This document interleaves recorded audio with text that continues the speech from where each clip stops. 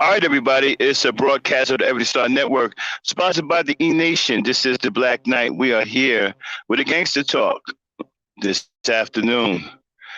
Um, I'm sick and tired of a lot of things, man.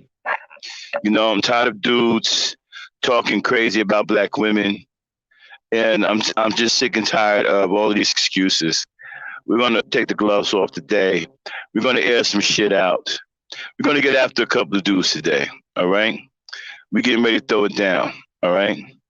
Because the way I feel, if you are against black women, then you are against black people too. We straight up super black over here. All right. Let's get it. One time, bad man can't stop this or one.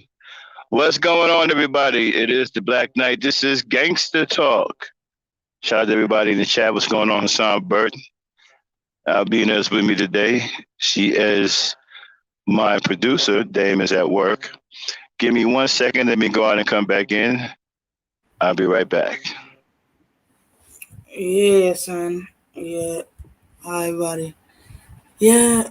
Today we're gonna have a special talk, and Black Knight is gonna point some things out for other people to see the truth about black people and especially black women.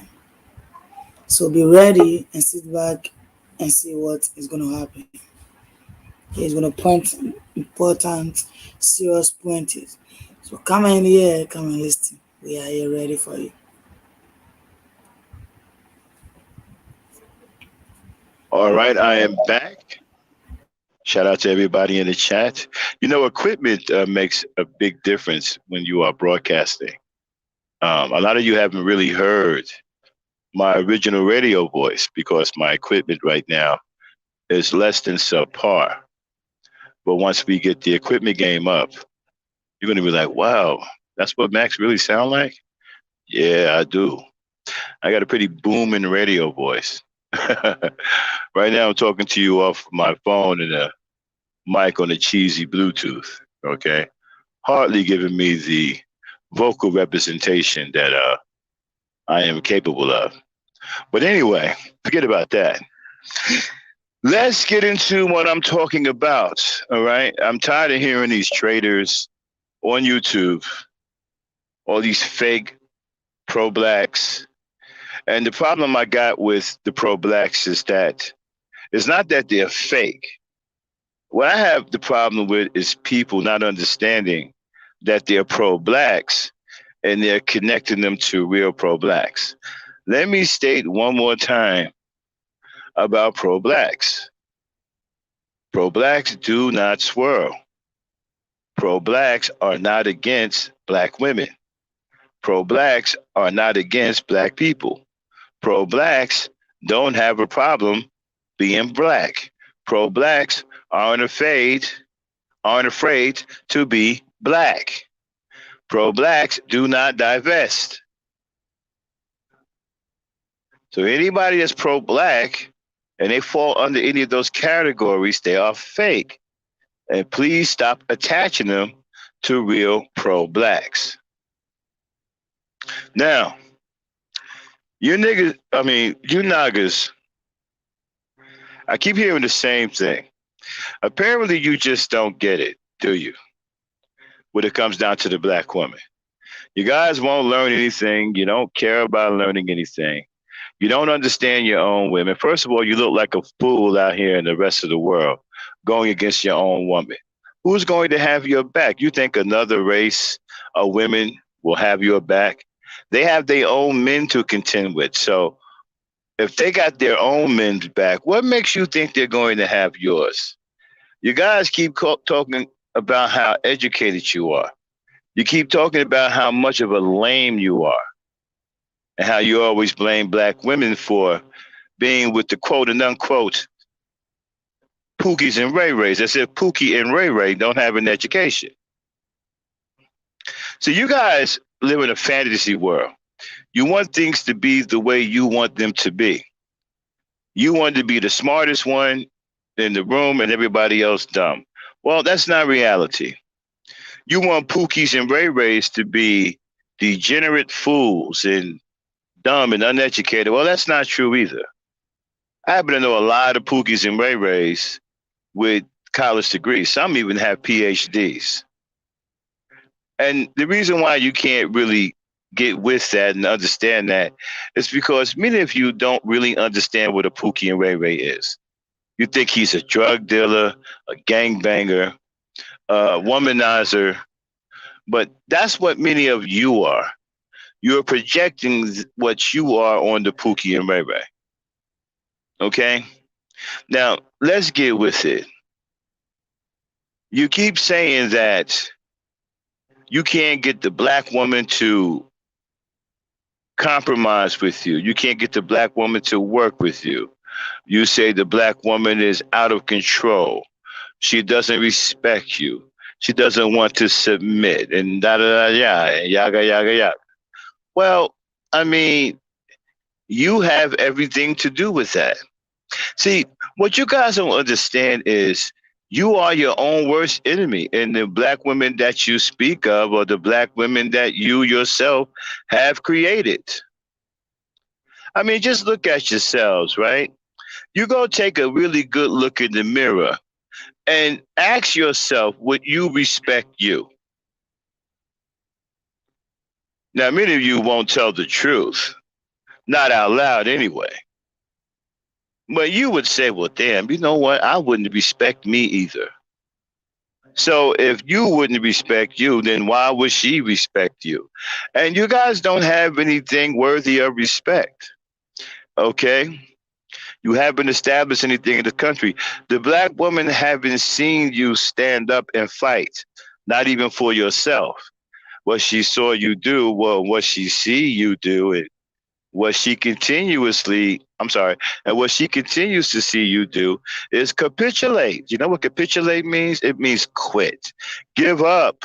I surrender. I don't want no more. I'm crying uncle. So she sees you capitulate on a daily basis. And she is supposed to respect you, you know? Now, while you're capitulating, Kevin Samuels is up there pitching some bullshit fucking idea that the black woman should accept black men who are failures. That's what Kevin Samuels' message is all about. Kevin Samuels speak for the failures in the black community. Because there's so many black male failures in the black community, he is starting to feel sorry that they can't find any women to be with. And rightfully so. So now he's feeding the black woman a lot of bullshit through some made up guy called the high value man. Now, we've done some investigating on this so-called high value man, and we found out that this so-called high value man seems to be effeminate, likes to wear high heel shoes and claim that he's not gay, likes to dress in women's apparel, comes up with creative names to hide the fact that he's effeminate, like Merces and man bags. Ladies, look, you see a man wearing a purse, I don't care where it's at, around his waist, his armpits, his wrist. There's nothing manly about that, ladies. I keep telling you, there's nothing manly about a man wearing pink. See, some of you sisters, and this is the only time you'll hear me give you some pushback, is when it comes down to the homosexuality stuff. I've said it before that many of you are just too accepting. And you are digging a hole for yourself when you accept these kinds of men. Now they're all over the place. They're challenging you for your womanhood. Now, of course, they're not going to win, but they think they are. And you got some men following them. Like, for example, if you're out on a date, shout out to Lucy, and the guy tells you that he listens to Kevin Samuels, you need to get up and go because that's not a man that you want to be with. Anybody that listens to Kevin Samuels is unfit to be any kind of real mate in a relationship. And don't even get me started on the father thing. God forbid if you get pregnant by such a man, you can forget about him being any kind of father. So let's get back to this anti-black rhetoric, right? Many of you hate the black woman. For what? She hasn't done anything to you. She hasn't stripped you of your manhood. The white man has done that. Why don't you go be mad at the white man? Oh, what's the matter? You scared that he might touch you? You scared that if you say something to him out of the way, he's going to say something back? Or possibly put his boot in your ass? Is that what you're afraid of? You see, you guys are powerless, right? And so what's happening to you is that your ego is driving you crazy because men have to have power. Power gives us purpose, along with the women and children in our life. It gives us purpose, right? Without our women and children, we wouldn't have purpose. And without our women and children, we wouldn't seek power. Okay, so many of you men, black men, are powerless.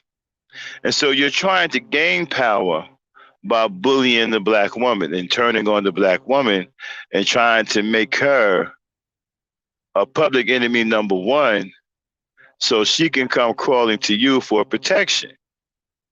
But the ironic part about that is many of you are too cowardly to protect anyone. You can't protect yourselves, and you most certainly can't protect the black woman. Now we go back to that old saying, right? And it shouldn't be a saying at all, but in this generation, it seems to be something normal to say that the black woman is the least protected. I mean, that's become so mainstream and so normal when it's said, you don't even get a rise out of it anymore. See, 10 years ago, you'd have said some shit like that. People were like, what? What do you mean the black woman is the least protected? Now, you hear some shit like that today, and you don't even think nothing of it.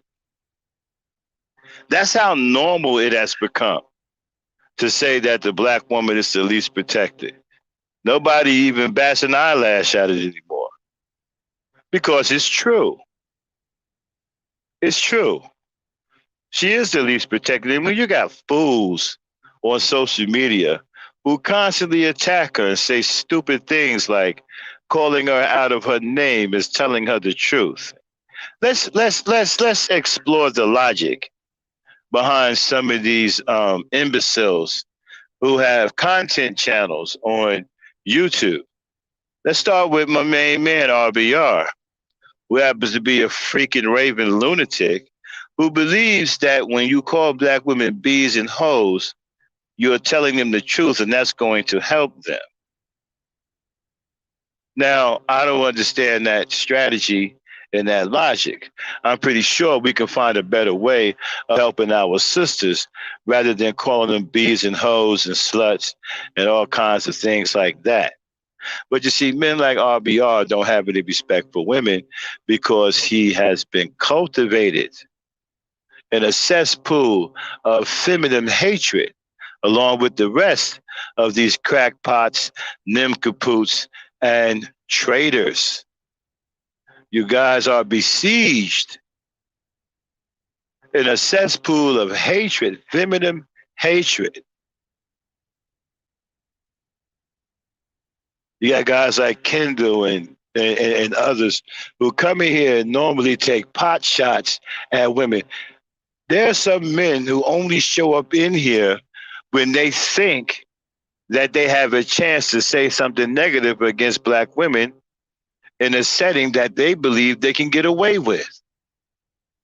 So we have a contingent of black men that's steadily growing. And let me explain something to you. Your contingent is going to fail. Your contingent has no support. So you can raise your contingent to whatever number you like. It's going to fail because it has no support. You ignoramuses have gotten the genius idea that if you get rid of the black woman, somehow you are going to survive and move on and move on.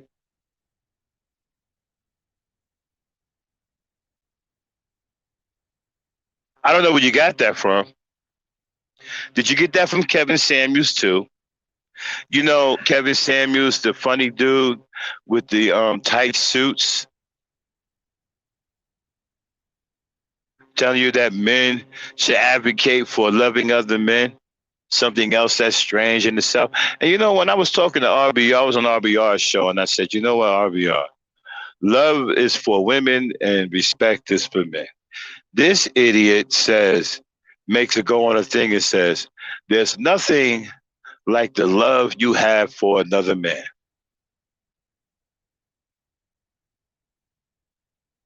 See, this is the reason why there's so much hatred for our black women. The the sheer number of black men with their wires crossed is astronomical. I mean, the sheer number of black men who are off their rocker is amazing. I mean, the sheer number of black men who are confused and backward is astonishing.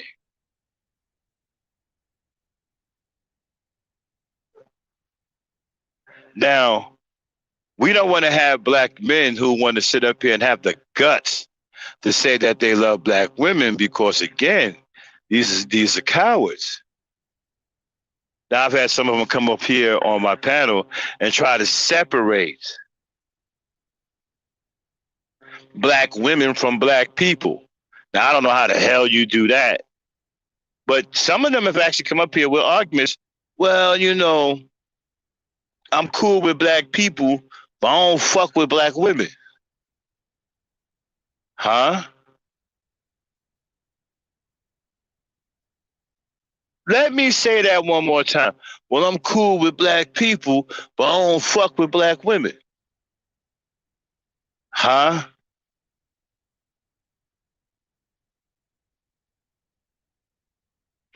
And I've had others come up here and say, I can't stand black women. I'm pro-black. Huh?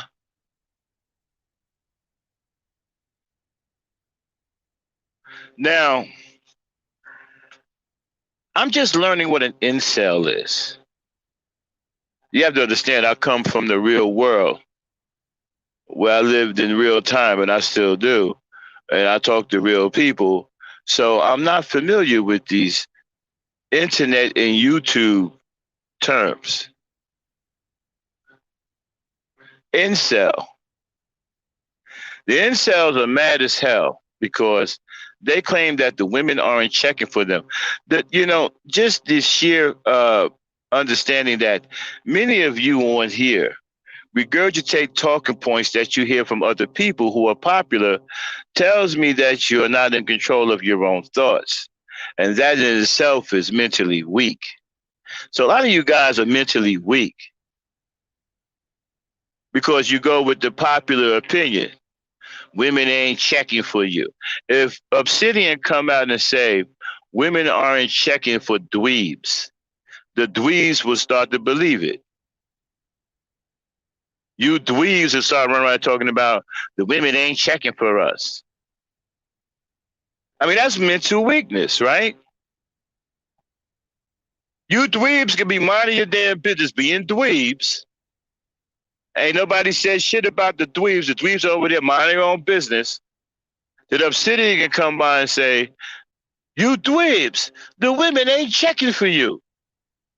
Now all of a sudden y'all running around here talking about, hey, we're dweebs and the women ain't checking for us. We mad at black women because they're not checking for us dweebs. Now you phonies could be sitting around minding their own business just being phony, right? Then Obsidian or the Manosphere come out and say, well, the black women ain't checking for phony Negroes. Now you phonies got a problem. because you can't think for yourselves. So now you phonies are sitting up here talking about, well, the women ain't checking for us. We phonies, but the women ain't checking for us. You guys who are inept, minding your own business, just being inept. Nobody saying a damn thing about you, you know? Then here comes the manosphere. Oh, the women ain't checking for you niggas who are inept. Now you inept dudes got a problem. Y'all done got a battery putting y'all back running around talking about the women ain't checking for us. We the inept brothers, but the women ain't checking for us. And I hear this over and over and over again. No matter what style of loser you are, if someone popular says something about black women aren't checking for you, and your style of losing comes up, then you become triggered. Now, many of you losers, now understand something. There's all kinds of levels to losing. See, when you wake up in the morning and you're in a race, and your best achievement and your hopes to accomplish something in that race is to come in last, then that means that you are used to losing. See, black women need winners, fellas, not losers. Now, let me tell you what a loser is. A loser just isn't someone that loses something. A loser is someone that constantly thinks about losing, accepting losing, accepting not having, accepting being in last place, accepting a compromise that's not in his or her favor. Since I'm only talking about God's right now, I'm just going to say his. Accepting everything to his detriment. That's a loser. What is a black woman going to do with a man who is a loser? Explain that to me. And many of you guys who are barking out here about black women won't submit and black women are the least desired, you guys are losers. Game changer. A pathetic loser. Sitting up here, been talking the same crap for a couple of years now. Black women are the least desired. You have anything else to say? Is that all you're going to say? And the fool had the nerve to question a black woman about if black women aren't the least desired, then who is? What kind of question is that? And why are you concerned with who is the least desired? What kind of thinking is it? See, this is loser thinking. Do not be caught up in these guys in these guys' so-called intellectual prowess. That means absolutely nothing in the grand scheme of things, especially when you separate the behavior from the so-called intellect. And you realize that the intellect really has nothing to do with nothing. It's just there for show. It's cannon fodder. It means nothing. There's nothing behind it because the behavior has overshadowed it. Oh, I'm smart, but I'm also a deviant. I like to stalk women and, snatch their panties and put salt and pepper and hot sauce on them and walk around and chew them like, they're Slim Jims or something. Hey, wait a minute. Did he just say he was intelligent? Is that what intelligent people do? Stalk women until they snatch their panties and put salt and pepper and hot sauce on them and put them in their mouth and walk around and chew on them like they Slim Jims? Hey, Manny, you know intelligent people who do stuff like that? No, I never heard of that one, Vern. And so you're intelligent, right? But you are an advocate of taking women sexually against their will. But you are intelligent. But your behavior overshadows your intelligence. Hey, Bobby. Hey, what's going on, Vern? Did uh did you hear about Joe? No, what happened? They're about to do 30 years.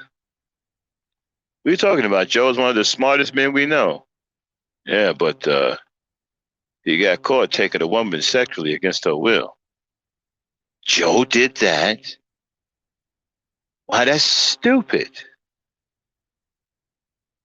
You sure? Because Joe's supposed to be a smart guy, a highly intellectual male.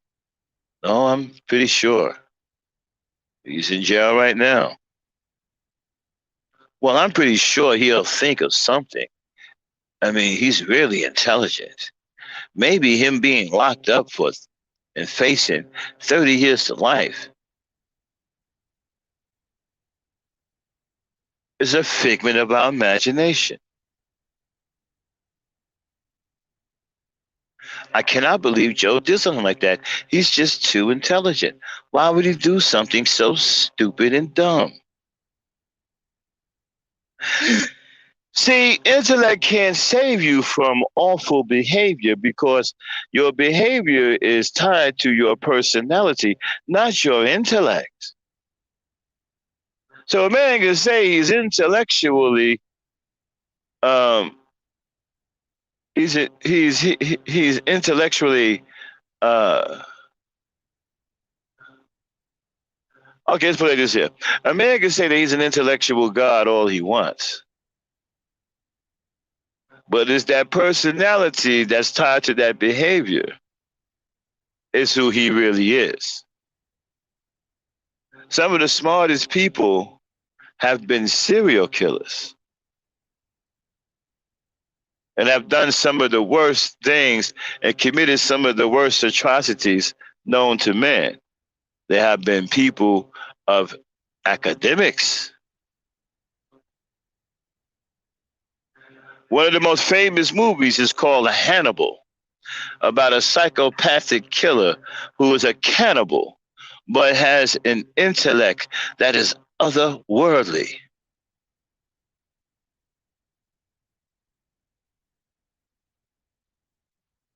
I mean, Hannibal was a bad dude.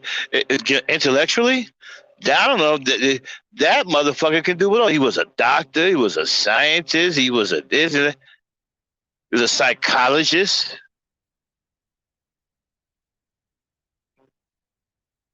But he was a maniac, a lunatic, a monster. And with all of his intellect, it did not seem to stop the savage monster that was inside, that was primitive in its behavior and was hell bent on destroying other human beings. And so when you hear these guys, well, I'm smart, I'm this, I got a degree. So what is your behavior saying, Ramil? Now, understand something.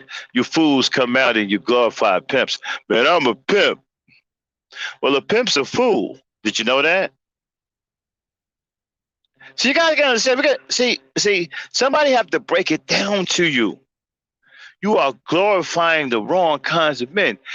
A pimp is a fool and a cross-dresser. How many of you brothers knew that pimps were cross-dressers? Or do you readily ignore what you see? Grown men dressing up in women's clothing, wearing mink furs and mink stoles and rabbit ears and shit, and being flamboyant and throwing their hips around like women and posing like old ladies who just came from church on Easter Sunday. As a matter of fact, many of those pimps dress like old black women on Easter Sunday. Are you ignoring that? Hey, man, I respect the pimp game. Never mind, he looked like my grandmama. Never mind, he got curls in his hair and got an Easter bonnet on and wearing a long coat that represent a gown that my grandmama used to wear. Never mind all that. I respect the pimp game.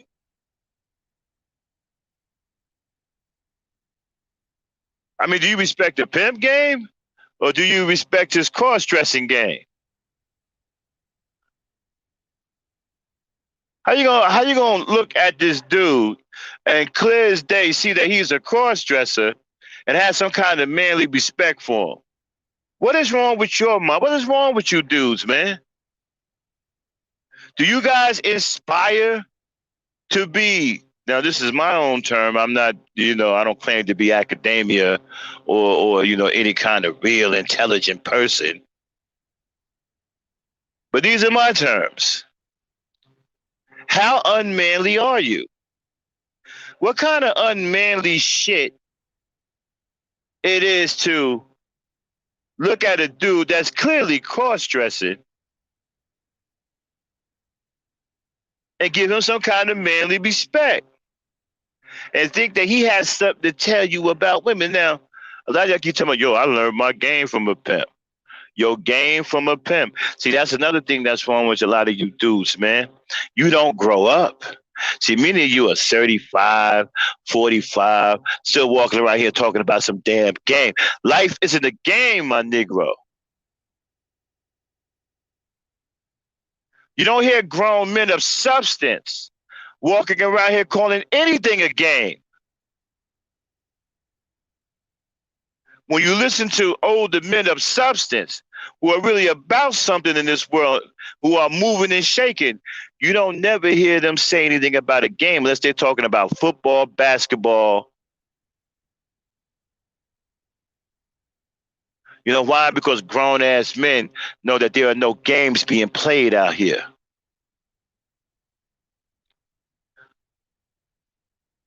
Ain't nobody playing out here. Only you fools walking around here with your backpacks with PlayStations in them and your little bevy of PlayStation games, hiking from one place to another, living a peripatetic life, living a life of a wandering fool who is oblivious to the rest of the world. A peripatetic individual that is naive to his surroundings, thinking that wandering from place to place happens to be the good life. See, only fools like that think that there are games being played out here. And so your vernacular and your mentality is stuck on immature. Man, my game is tight. My game is this. My game. When you're around real people who are intelligent, who have means, who are movers and shakers, you sound like an idiot. Let me bring that back to you. When you're around real people who can move and shake and make things happen, and you talk like that, you sound like an idiot to them. An idiot. You don't sound like a grown ass man. You sound like an idiot.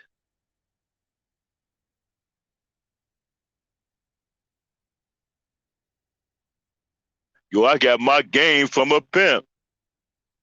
So, okay, so a pimp taught you how to fail in life, huh? So you a loser and you got that from a pimp. Did he charge you? I hope he didn't charge you. Then again, you guys, many of you guys, I've already heard you say that you don't have a problem paying for losing, right? Because many of you said that you would pay Kevin Samuels a few $1,000s so he can teach you how to lose in life. Right? He can teach you how to lose. I mean, come on, yo. Do you honestly believe that Kevin Samuels can teach you something that will make you lucky with women? Is that what you really believe? How stupid can you be? If you're going around following guys like Kevin Samuels, you got daddy issues, not mommy issues. You got daddy's issues because Kevin Samuels is the daddy you never had.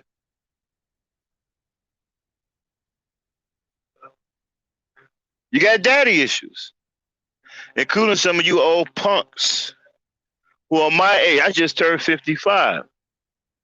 Proudly saying it.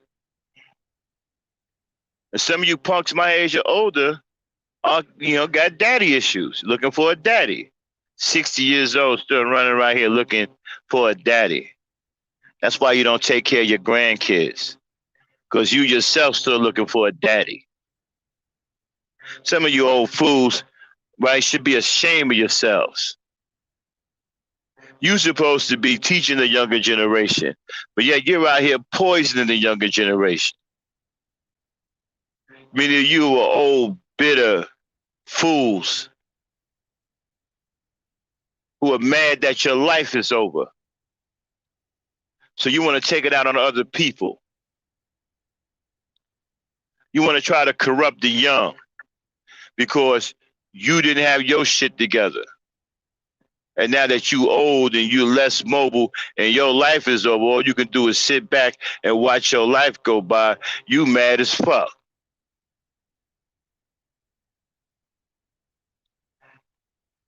And you want to corrupt our youth. Many of y'all need your old asses whooped. You're part of the problem. And let's get back to the rest of these feeble-minded idiots, right?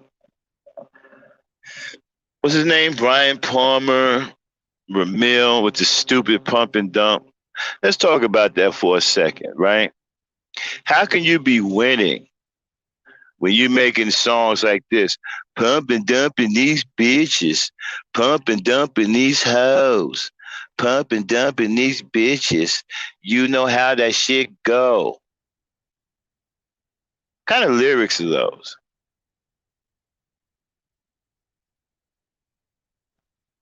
And these are the motherfuckers that'll tell you that they intellectuals. Ramil thinks he's an intellectual. Oh, you can't tell him shit. He's smarter than everyone.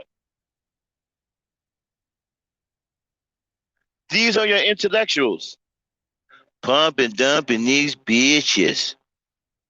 Pump and dumping these. Wait a minute. You don't sound like that when you talk regular, Ramil. All of a sudden you develop an accent. Pump and dumping these bitches. Pump and dumping these. Are you saying beaches or bitches? Pump and dumping these beaches? Beach. Like sand and water and shit? Pump and dumping these beaches?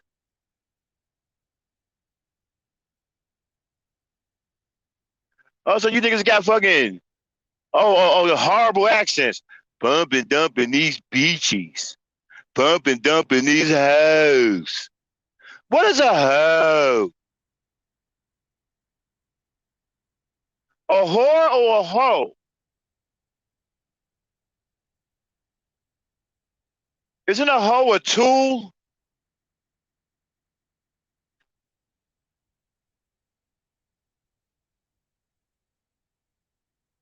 What's with the accent? Does that mean you super cool? You you become after school an after school special?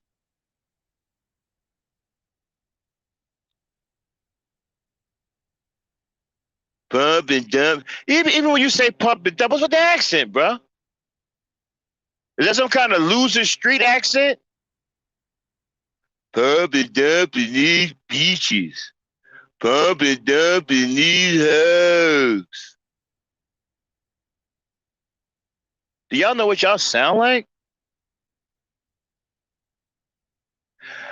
Listen, if you had an objective mind and you listen to that and watch yourself on video, you would probably turn white just to turn red. Seriously. That's how stupid, stunningly stupid that video was. I mean, it was so stupid. We're using things like amazing and uncanny and incredible and colossal and wonder. Seriously, if you had an objective mind, if you listen to it and watch yourself in the video, you would do a quick melon dump. You would turn white just so you can turn red.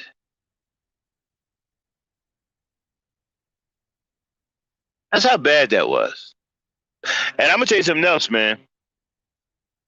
The super L. Oh, what's a super L? It's a big L.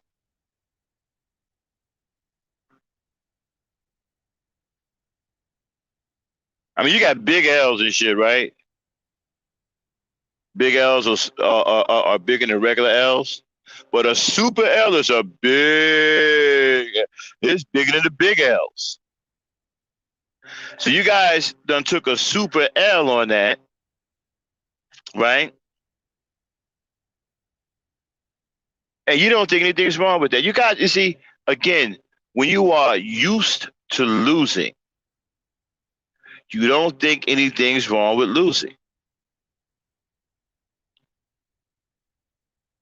And you say stupid things like, "Yeah, I'm with my black people, but I can't stand black women." As if you can separate the two. As if you can separate black women from from black people.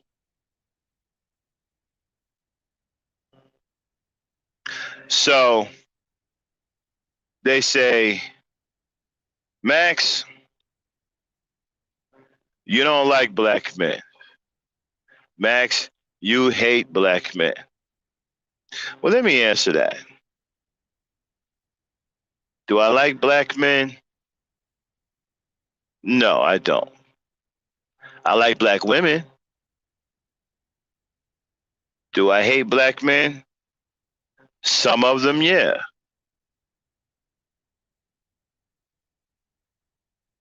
Now, why I don't like black men? Because that is an intimate emotion that is reserved for women.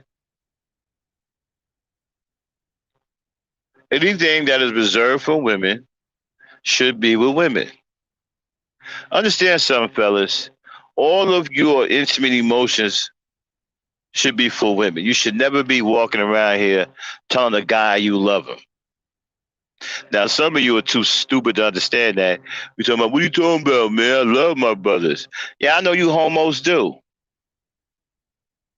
I know that you can't wait to bend each other over and poke each other in the bunker. I get all of that. I'm sorry. I know you can't wait to bend each other over when nobody's looking and poke each other in the dunker. I got all of that. But you don't run around here showing no grown ass man love.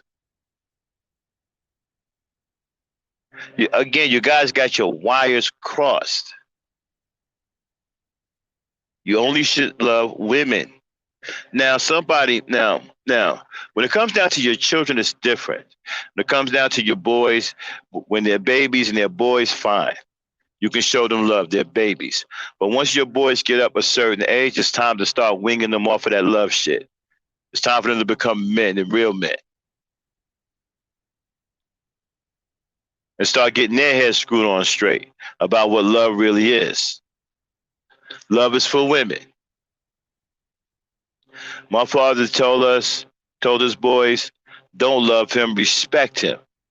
Love your mother and your sisters. Now, of course, you got people who have no understanding of that, have never been raised around strong people, and they're weak, and they'll try to use that against you because they're pathetic and they have nothing else to do here on YouTube other than to exist to be pieces of shit. I'm well aware of that. Like RBR. RBR exists to be a piece of shit, a talking piece of shit, a regurgitating, lying piece of shit, an automatic liar who has no problem being a piece of shit. That is his disposition in social media. The Real Brother Network is a piece of shit, and he's proud of it. And he has lying on autopilot. And he's not the only piece of shit. You got Zab, you got No Capping, you got Kendall Rowland, and we can go on and on and on. We got Obsidian, we got the Manosphere, Red Pill Supreme. These guys are losers, man. And let me get over to Red Supreme, an absolute loser. Dude, what do you think you doing, man? Sitting up here calling them black women ghetto gaggers, trying to find every disparaging thing to say about black women. You think that you're helping young black men? You're not. You're hurting young black men. You are confusing their minds. And them listening to you, they're going to end up being incels with homosexual tendencies. And you guys better stop following pimp culture. This is my last warning to you. If you are following pimp culture, you should stop. Because pimp culture is going to turn you into a homosexual. Do you understand what pimp culture is? Pimp culture is the absolute hatred of black women. It is the hatred of black women. Why do you think pimps behave the way they do towards women? Call them bitches all the damn time, beat the hell out of them, defiling the womb, making them have sex over and over again so the womb can be defiled, so they can give birth to demons. They have no respect. They don't cherish the nurturing and the ability of women to bring life into this world. They care nothing for that. They themselves are demonic. Many of them are demons, imps, and urchins.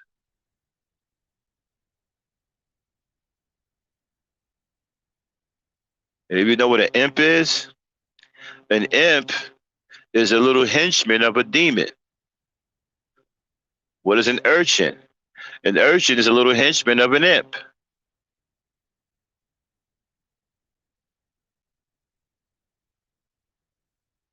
So,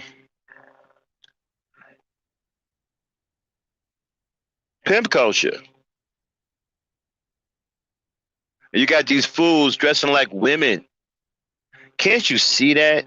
Are you dudes blind, man? You can't see that these guys are cross dressers. How can you not see some 6'5" fool walking around with a big fucking curly process? I'm talking about the curls, donkey curls that you gotta roll up with hair rollers.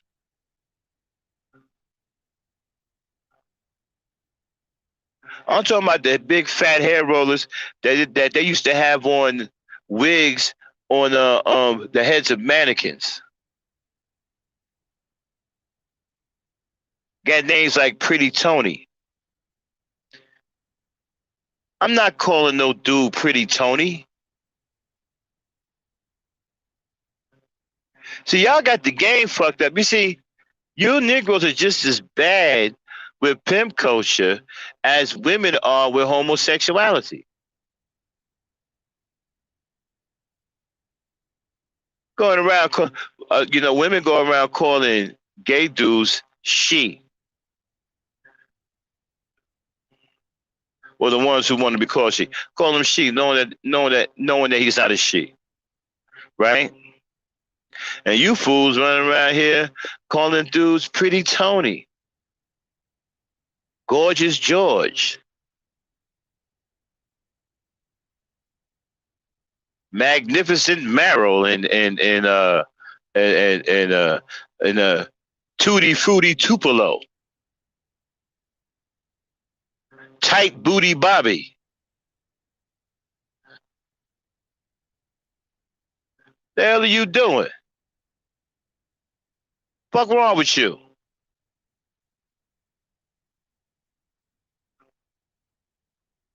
I mean, I can't fuck with you like that, partner. I mean, we sitting down drinking a beer, talking shit, and you sitting up here with some real shit, talking about some, yo, that tight booty Bobby, man. That nigga's the man. Who? Tight booty Bobby. What? That nigga got a tight old booty. And I'm supposed to think that there's nothing wrong with you. Then again, are you supposed to think that I think that there's nothing wrong with you after you said some shit like that? I'm trying to drink a 40 ounce, and you coming at me with some tight booty Bobby.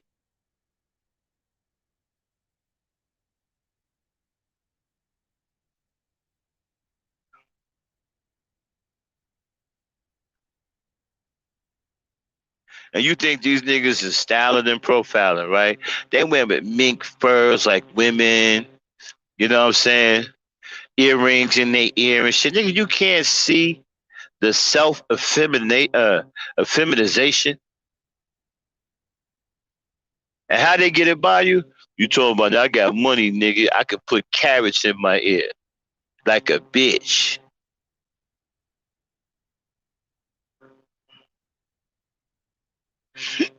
I can wear pink and I ain't gay. I can wear high heel shoes. Kind of nigga wears platforms with goldfish in it. You ever thought about some shit like that? Who was the most famous pimp on TV? Huggy Bear, right? You ever see the way Huggy Bear dressed?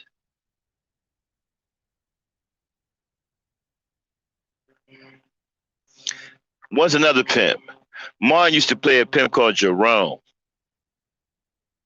or Martin. Jerome's in the house. Jerome's in the house. See what he looked like? Can't y'all see the truth about pimping?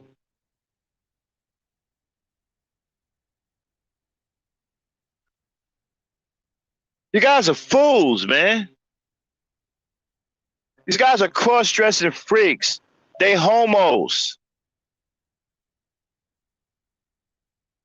They dress like your grandmama coming out of church, coming out of the church.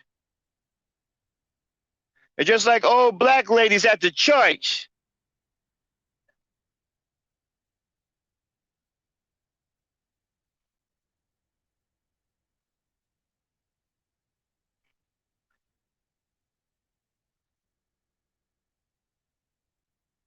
And Mr. Charlie looking at you like you can't keep keep your sexuality together. Are you scared of Mr. Charlie though, right? That's why you out there doing that. You figure Mr. Charlie see your ass docile as hell, he won't put his foot in your ass. Isn't that right? Isn't that why y'all started that clown shit out there in LA? Frying your hair, putting lye in your fucking hair, shit burning your damn brains out. And y'all got the nerve to talk about black women with weaves and shit. Let's not get started on your history with hair. Niggas putting lye in their hair, burning their goddamn brains out so it can lay down and get that so-called good hair. Because you niggas was fucked up too, just as bad as you fuck black women up with that shit. So y'all started that shit about hair with black women, talking about their hair was nappy, it was kinky, there was nothing good about it, and that white women had good hair. And you niggas turned around and walked the motherfucking walk. You started frying your own goddamn hair.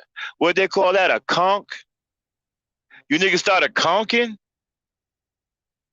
walking up, with your hair fried, dyed, and laid to the side, walking down the street with a flamboyant suit on, looking like a big old fucking Big Bird in goddamn purple. I saw a nigga one time with a goddamn pink sombrero, a purple suit, and silver shoes, y'all. What the fuck is that? Nigga had a pink sombrero on. I didn't even know sombreros came in pink. Nigga wearing a pink sombrero, a purple zoot suit, and a pair of fucking long wing-tip silver shoes. And that nigga was sliding down the motherfucking street like his legs was beating him to his destination.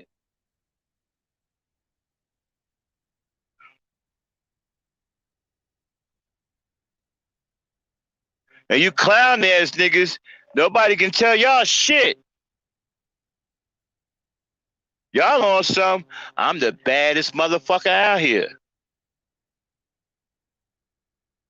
I'm the baddest color in the Crayola crayon box, nigga.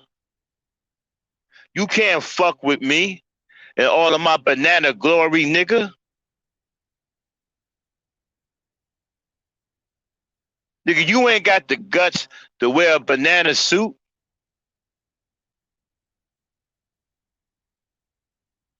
You ain't got the guts to fry your motherfucking hair and lay it to the side and look like a damn fool that can be that can be mentally manipulated to oblivion.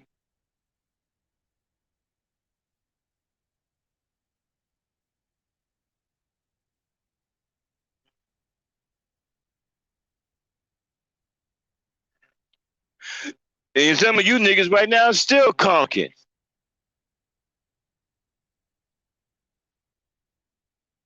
I heard some dude the other day talking about when they're gonna bring back curly kids.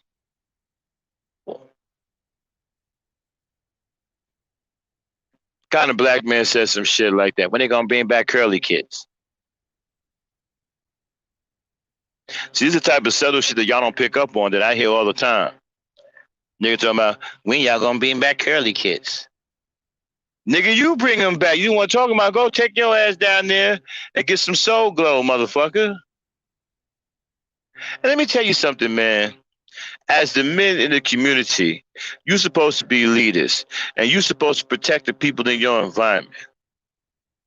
How the hell you gonna wear curly kits with motherfucking activator that was so goddamn wet that it dripped on people's fucking furniture? So every time you went to somebody else and sat down on their shit for a few minutes and got up, there was a goddamn wet spot behind. You gonna tell me as a leader you condone that shit? With all them goddamn chemicals in your hair? With all them fucked up reagents in it? Some of you old niggas that come from that era, your hairline is fucked up. Because that lie and activated ate your shit up. That's why some of y'all mad now, because your fucking hairline like a goddamn boomerang. Some of you motherfuckers, your hairline so fucked up, like a goddamn fucking pretzel and shit. Some of your hairlines are so goddamn bad, it look like a fucking roller coaster ride at an amusement park. And some hairline is so fucking bad, you may as well just go ahead and go bald, homie. Fuck it. Y'all mad as fuck. See, a lot of you old dudes is mad as fuck that you done lost your hair. Because some of you, that's all you niggas, some of you, that's all you had going. A fresh cut made you look different, right? And the ladies were attracted to you, right? So you old ass Methuselah motherfuckers who used to conk back in the day, all that shit done fucked your hair up. Now you walking around here looking like goddamn fucking some fucking unhip stepping fetcher. Now you mad at every motherfucking body.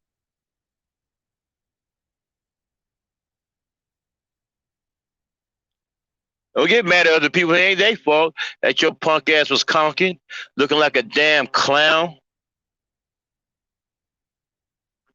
And I knew, dude, let me tell you something, man. I knew dudes that had no will of their own, people. Whatever came out and that was trending, them niggas was on it. Somebody can come out in a suit made out of newspaper, and you'll be seeing niggas running around here wearing newspaper suits because they don't have a mind of their own. Their mind isn't strong enough to tell them, hey, man, you like a damn fool. I used to think that when some people came out looking a certain way, that they didn't know what they looked like before they came out. Until I ran into this black woman named Deborah, and she got my mind straight one day. Me and her was walking down the street on our way to Lincoln Park, and I saw some fool looking crazy as fuck. Nigga had on a goddamn Wild Wild West vest that was fucking tight,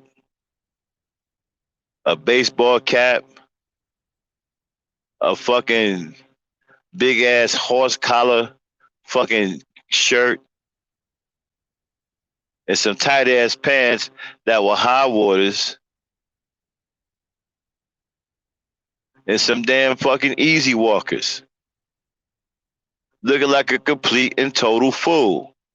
And I told Deb, I said, well, maybe he didn't know what he looked like. She was like, nah, fuck that. That nigga knew what he looked like when he came out. He put that shit on. And that changed my whole mind about how people look when they come out. You know what you look like. You put that shit on. So if you walking down the street with a pink motherfucking sombrero, a purple ass zoot suit, and some silver wingtip shoes with glitter on them, nigga, you knew what you looked like before you left. So you meant to look like that. You meant to walk down the street looking like a confused and lost clown. You meant that shit. That wasn't an accident.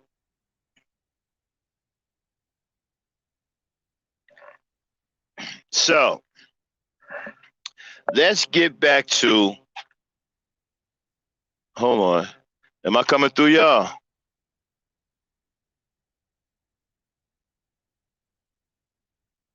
Type of one in the chat if y'all can still hear me. Somebody give me a one in the chat. Let me go out and come back in real quick. I think I lost my sound. Hold on.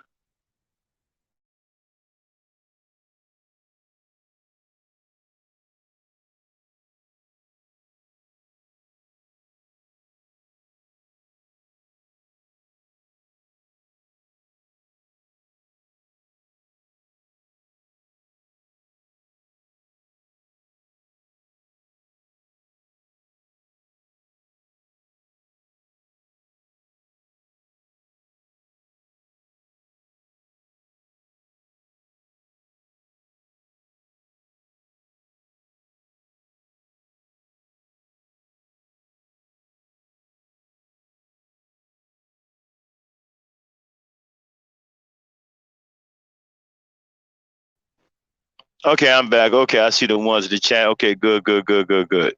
All right, so let's pick back up here. Okay, so let's get back to this hating black women business and shit, right? So you guys keep running around here talking about you want the black woman to do all of these things, right? You're saying that she's destroying the black community because she won't listen to you.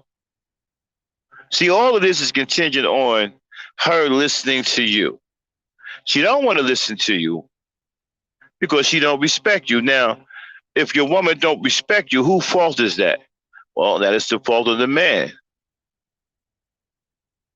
See, listen, I know you guys hate this, but let me say it to you anyway. The black woman has always been and will always be the prize. You will never be the prize because you will always be pursuing her. Now, I know y'all don't like that, especially you incels or you haters of women. Y'all can't stand that shit. Fuck you, Max. What you talking about? Hey, I get it. You guys are fruity, and you ain't trying to hear it. Trust me, I get it. But I just wanted to break the news to you that the black woman has always been and will always be the prize. And you, um, whether you like it or not, you will always pursue her. That is what your destiny is. Now, getting back to all of this respect. Now, okay, humor me. What should the black woman respect you for? Let's throw a few things out there. What should the black woman respect you for as black men? She can't respect you for calling her out of her name and calling her strags and all that. Can't respect you for that, right? All right, so we can take that off the list. What else? Uh, you said that she's the least desired. Can she respect you for saying some shit like that? Probably not. Let's throw that off the list too. Okay, so let's go back with 4 out of 5 black women are overweight. Which, can she respect you for saying that and not trying to do anything to help? No, probably not. So let's throw that out too. Okay, so she can't respect you for that. So what can she respect you for? Can she respect you for making a video like this? Pump and dumping these bitches, pump and dumping these hoes. Can she respect you for that? Absolutely not. Can she respect you for being willfully unemployed? Absolutely not. So what can she respect you for? Now, some of you think that somehow it's become a profession to come out in public and start disparaging black women and bashing black women. For some reason, some of y'all think it's some kind of new profession. I don't know where you got that from, but you think this is some kind of new profession. So now, started your little black woman hate channel, and you up here calling the ghetto gaggers and asking for cash apps. Can she respect you for that? Absolutely not. And we ain't even got to the other stuff yet, y'all. We're just trying to get to respect. Wait a minute, I need a Charlene, is you here? Charlene, if you in the chat, type something in the chat. I need my peoples up here because I got a whole bunch of stuff to say. And so, can she respect you for that? Absolutely not. So what can she respect you for? I mean, you go out of your way to say that she shouldn't be protected. Could she respect you for saying that she shouldn't be she shouldn't be protected? Absolutely not. Can she respect you for saying that you want to see her die in a pool of her own blood? Absolutely not. Charlene, can you come on up and hang out with me for a minute? I got a couple of interactions with you. You got to go through Discord to get the link though, because I don't know if Abby dropped the link yet. She's cooking right now. And so, what should she be? See, the reason why I want Charlene to come up here, because I need a black woman to help me out with all this respect stuff. I got a couple of lists because you guys keep saying that you should be respected. The black woman will respect you. I'm trying to figure out what she should respect you for. Can any of you Negroes come up here or type in the chat what you think the black woman should respect you for? Because every time you guys come with these talking points, you never have an answer. You never have nothing behind it. Pulling out talking about, well, black female fuckery. Well, what is that? Fuckery can be a lot of things. Fuckery could be a series of bad jokes or a series of bad pranks. What is fuckery? Why, the fact that you got divorced and your wife didn't want you to be around your kid? Let me explain something to you guys about who keep complaining about the woman don't want you around the kids. Stop lying. If you are a good father, There ain't a black woman in her right mind gonna keep you away from those children. So stop lying. As a matter of fact, if you are a good father and the kids love you and she know you love your kids are safe around you, man, let me tell you something. You won't be able to keep that woman off your ass with those kids. Okay? Them kids will be in your face every single day. I guarantee you. You a good father? Man, what? You done went to bed and changed the locks. You done broke in, kids right in your face. They waking you up in the morning. Hey, daddy. Hey, how did y'all get in here? I changed the locks. Mama got us in. You done broken the damn house and stuck them kids right in your face. Why? Because you're a good father. And the kids love you and you love your kids and she knows that. And she knows that the kids are in good hands. And she ain't got to worry, man, you out of your damn mind. You will stick them kids in your face. So you guys are lying. Ain't no woman out here in her right mind that won't let you see your kids if you're a good father. And being a good father don't mean that you have to be some super dad. Just give a damn about your kids. Take care of your kids. Love your kids. That's a good father. You ain't got to be no super dad. You ain't got to put on no damn cape and leap tall buildings in a single bound. None of that. Just give a damn about your kids. Take care of your damn kids. Love your kids. That's a good father. Raise your kids. Teach your kids. That's a good father. And no black woman in her right mind is going to stop a good father from seeing his children. You got black women fucked up. You guys are out here telling these lies. Hold on one second. I got a guest. Hold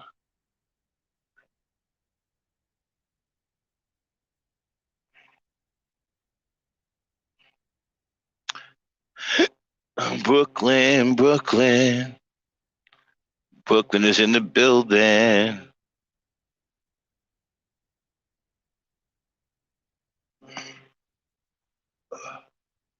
There she go. Brooklyn. Can you hear me? Yes, I can. Oh, okay. All right, so you see the topic, right? Mm-hmm. All right, I'm cooking today. Okay, so let me ask you a question. I got to a part in my rant, okay? I'm trying to figure out because they keep hollering and screaming about black women don't respect them. Black women are out of control.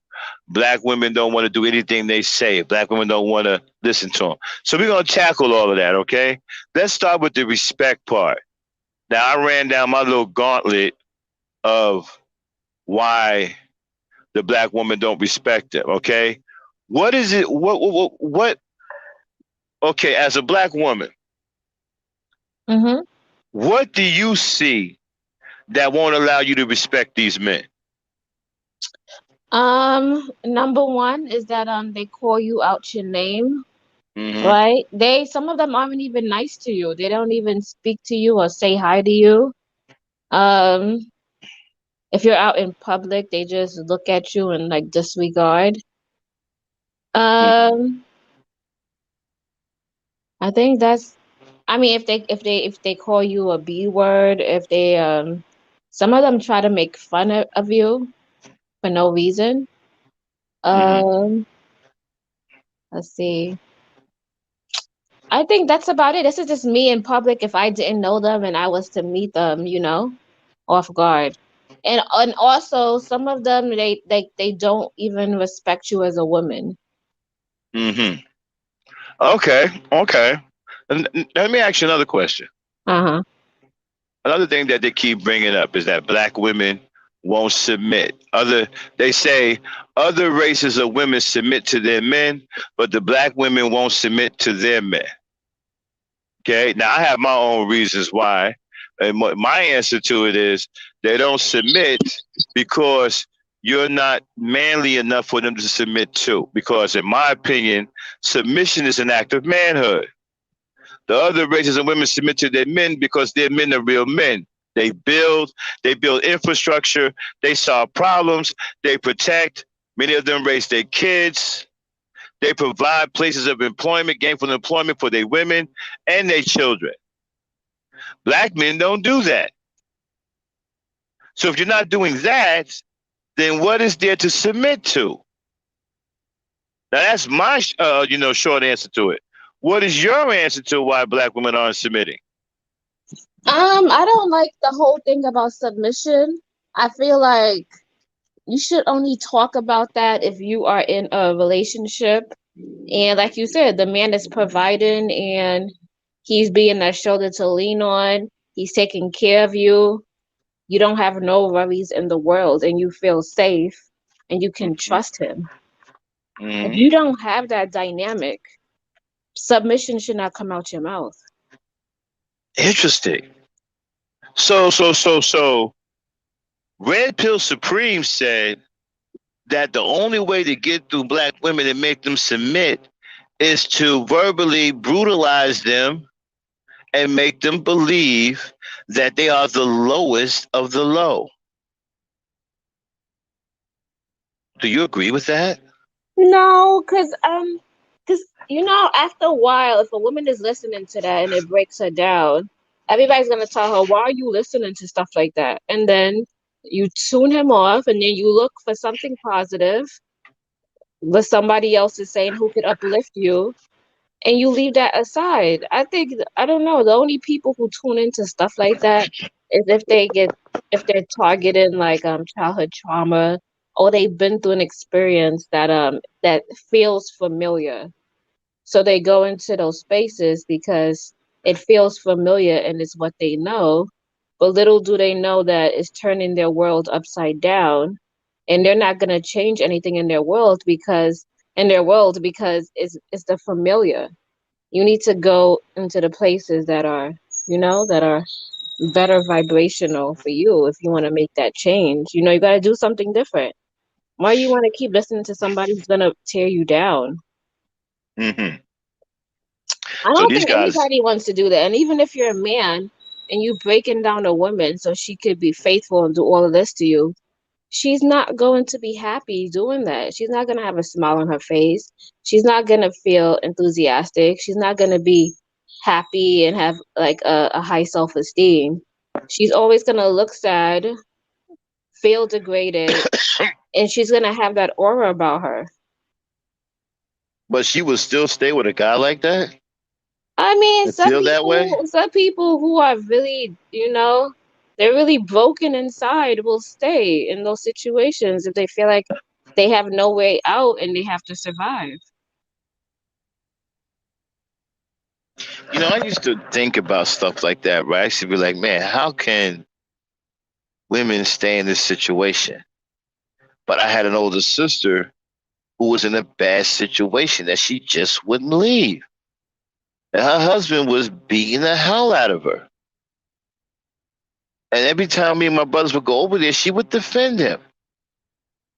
And we used to think that she was crazy. Like, what is she doing? Like, why was she, It's and then, also it's also a manipulative tactic to break her down so she seeks your validation. She needs you to uplift her because she's looking for you. She's looking for your validation basically because she needs to appease you because you told her she's not good enough. So she needs to make herself good enough for you so you can say that so she can feel good about herself. It's all these mind games. That's what it is. They try to manipulate women.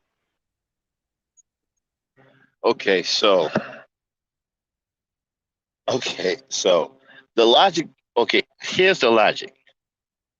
If you, according to them, if you abuse a woman, a black woman, that will make her act right. That will make her submit.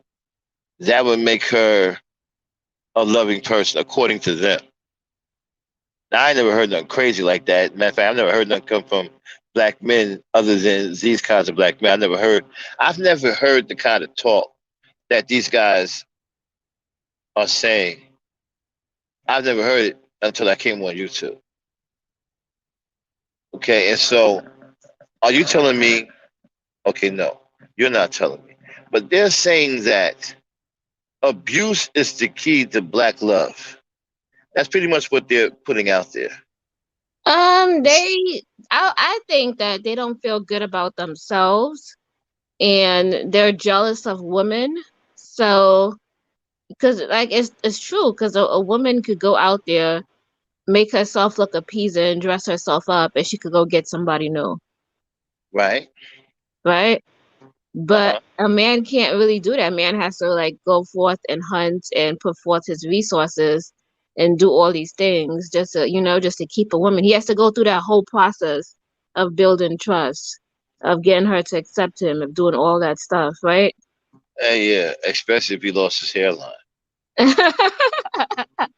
Yeah, so so it's easier for women to go out there and do that. So they break her down. They don't appreciate her. Like, cause I think it's because they have inadequacies in themselves.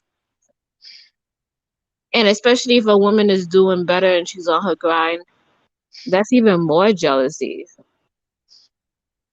I don't know. They try to break her down even more. Like, who will want you now because you're working, because you're doing this, because you're. And I don't understand that. Like, every human should want to live a good life. Like, how you gonna tell a woman that, but you're not gonna pay her bills? Who's gonna pay her bills? She is, right?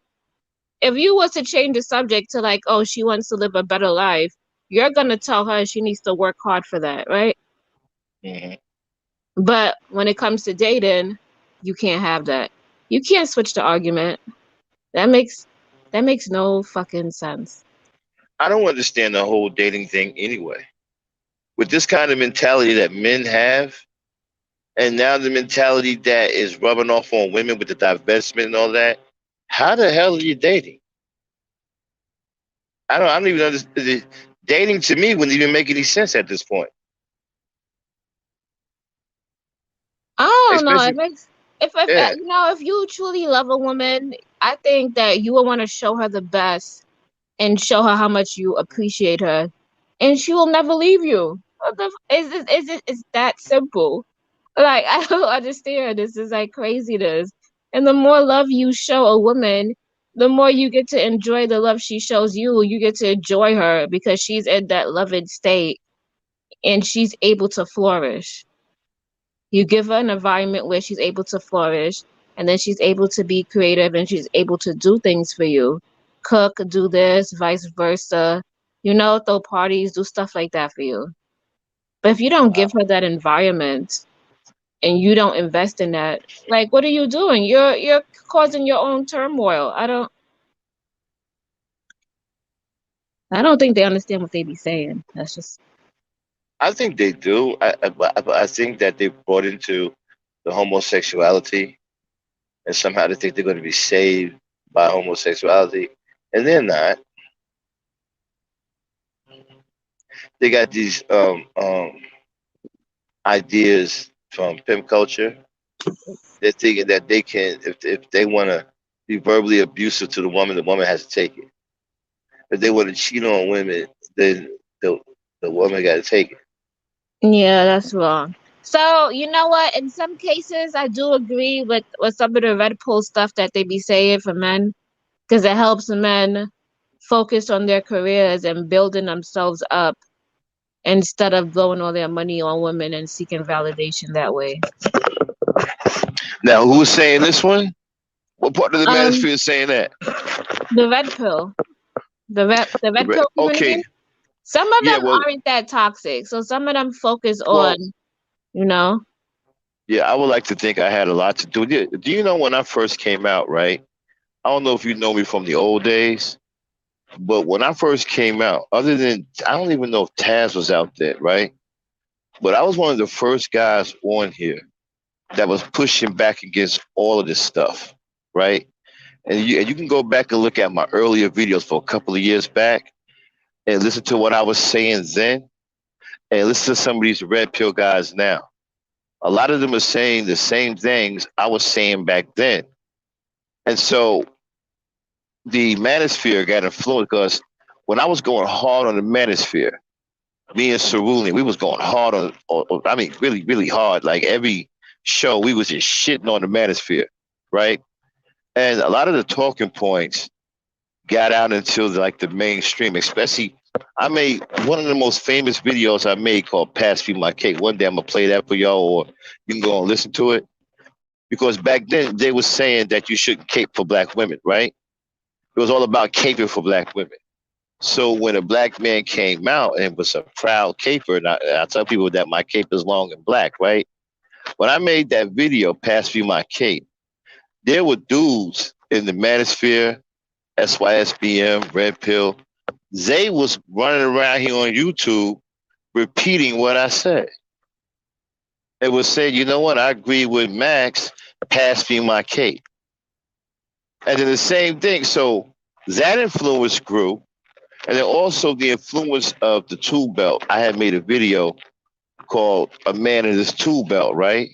Well, I talked about things that men do, manly men do, how we work on our houses, we fix issues around the house, we have tools in our tool belts for this, that, this, and that. Basically, all manly stuff, right? After that podcast was over, people started copying that. Next thing you know, there was chat rooms. You know, I got my tool belt. I got my tool belt. Everybody was talking about they got their tool belt. They got their tool belt. Okay.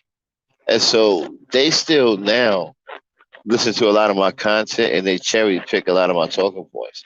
I'm starting to hear my talking points damn near all over YouTube. I would say all over, but in a large area of YouTube with blacks, I'm starting to hear a lot of my talking points, a lot of the things that I said, they started to share with other people.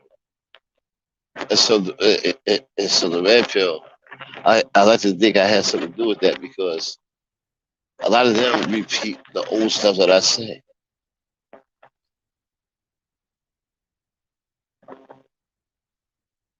Hello? Oh yeah, I'm still here. Okay. Mhm. Yeah. And so, and then it started to become unpopular to hate black women. Okay. And so I like to think I had something to do with that too, because before I came here to this space and created this space, black women couldn't go anywhere on social media where they were black people without being attacked. And that's a fact.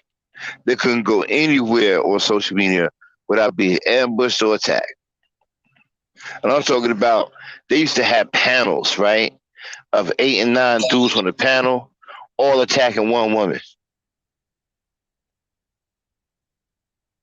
You Oh, so understand? yeah. Huh?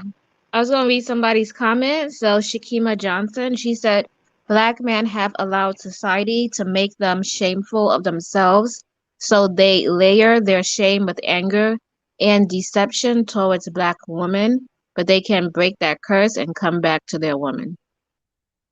Hmm. See, I don't know if it's a curse. I don't think it's a curse. I think it's you don't want to confront yourself. That's what it is. You don't want to confront yourself. You don't want to confront where you came from. Mm-hmm. You don't want to change the story. So you feed into the weakness. And that could either be what, dating out, being this, because you know you can do better. I mean, how delusional do you have to be to think that you're going to get women to submit to you when you have the kind of attitude that you have?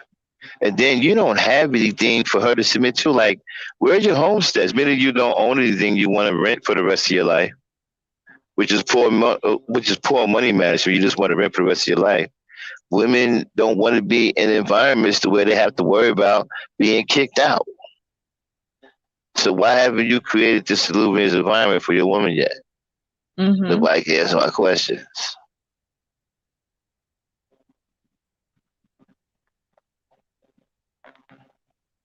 I don't know. They can't. They can't answer that. They I think they're feeding into immediate gratification. You know, when you go to amusement park and you always get on the ride and you're like, yay, like, I think that's what it is. It's, but one thing, yeah, well, okay.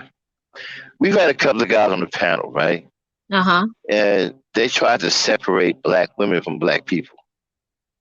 They Why tried why is that? because they want to be able to hate black women and still be pro-black. You can't do that. And in all Uh, honesty, you should be like, yeah, look at what our women are doing. Like they owning business, they doing this. You see how, they're professional. They doing all of these things. Yo, they about their business. You should be saying that and be proud of that. Instead of degrade and, try to berate them. well, you know what? They're still talking about. They got game from pimps. Now, when you look at the pimp culture, right? Most pimps, if not all of them are cross dressers. Look at the way they dress, very, very flamboyant. I liken them to old black women who just came from church on Easter Sunday. Look at the way they're dressed. You see what I'm saying? So if you dress like that and you're feeling like that, then how can you expect a woman to respect you as a man when you're walking around like that?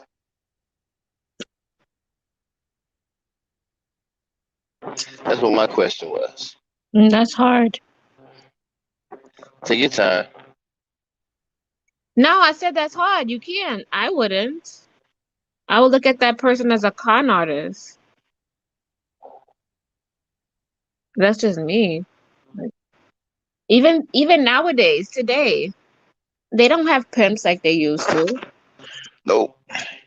Women are wising up. Like, who needs a man to tell them what to do and what they should do? They can't do that anymore. And I'm And one of happy the about and that. one of the main things that women had pimps was for protection. Now, why do women need protection? Because many of them were runaways, right? Many of them didn't want to go back to their fathers and their mothers because back in the day when pimping was young, right, there was a lot of child molestation going on. Like a lot of women were being taken against their will by their own black fathers. And so some of them ran away and became prostitutes just so they can be protected from their father. They figured that the pimp would protect them from their father who was brutalizing them in the house. Hmm. Don't get me started on the silent generation, okay? And how many of them were notorious uh, for molesting their own daughters and brutalizing their own daughters and beating their wives to death. And the black women didn't have rights then and they couldn't get out of the marriages. That's why the marriage rates was so high. These guys want to tell you lies about, well, black people used to be married at an 80%, 90% clip. Yeah, at one time, yeah. But when you really go back and research that, the reason why the marriage rate was that high is because black women had no rights and couldn't get out of those bad marriages.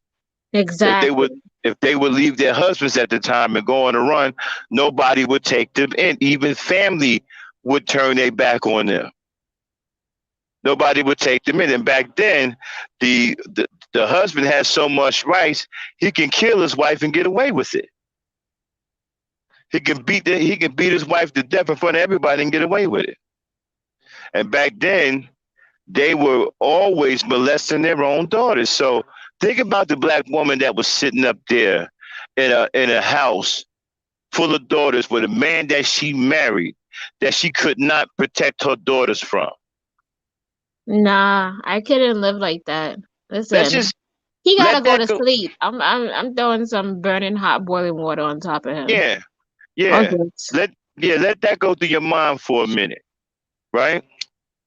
You have a woman who married a man that she probably didn't like, was forced into the marriage because back then, you know, the woman's biological clock was in full play.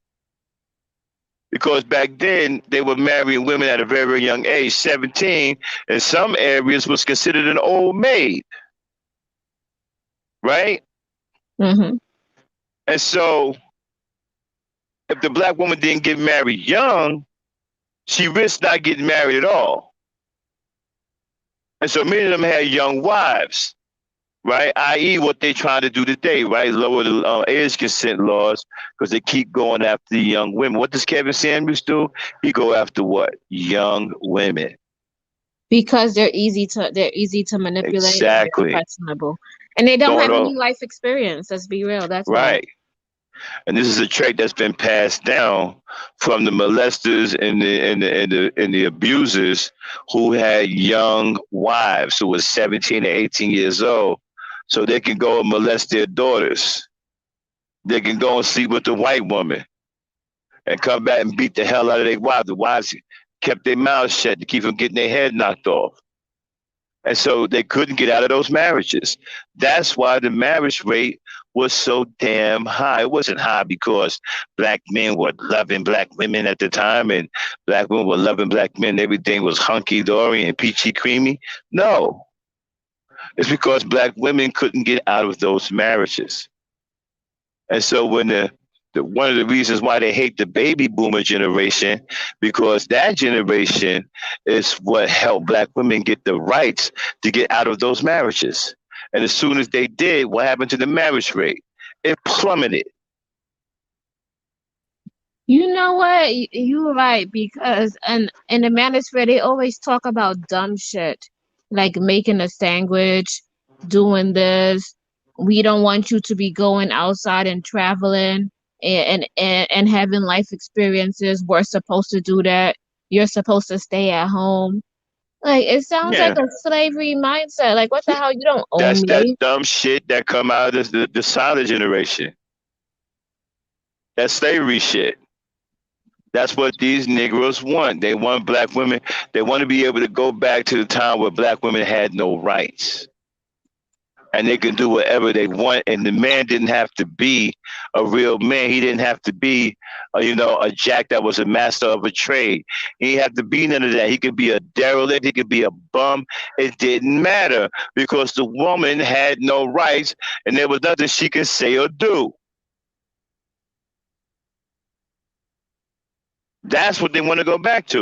Let me explain something to you, right? Most black men are mentally ill and they are failures. And they want black women to accept the fact that many of them are mentally ill and they're failures.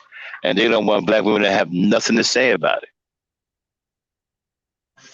And you know what? And there's a large contingent of black men here on social media that don't care about nothing when it comes to a black woman. They don't care about what happens to her.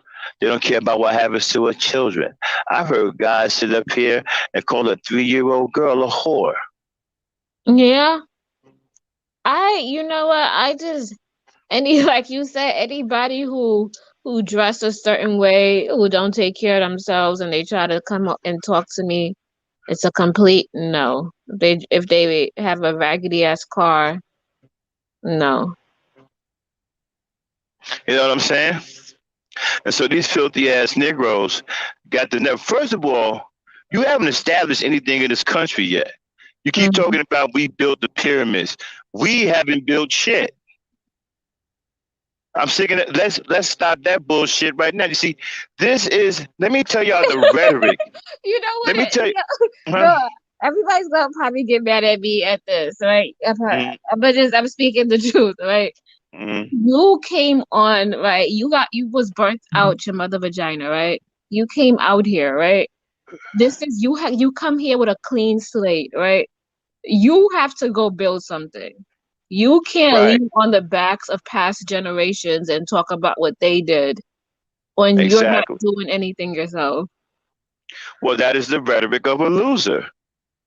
Take note, ladies. Okay, I'm about to drop some gems on you. You want to hear the rhetoric of a loser? It's easy identifiable. Just listen to the conscious community. The conscious community is filled with loser rhetoric that's disguised as knowledge. Those guys over there are losers. None of them are an asset to their community. to their people. They don't do nothing but exploit black people. They are they are skeevers. They are confidence men and women. They are land pirates, and they are losers. And they speak the rhetoric of losers. What is the rhetoric of losers? We built the pyramids. We created language. We were this. We were kings. We were a race of kings and queens while the white man ran around on all fours over the hills of Europe. This is loser rhetoric. Today's black man hasn't built a damn thing, hasn't accomplished anything.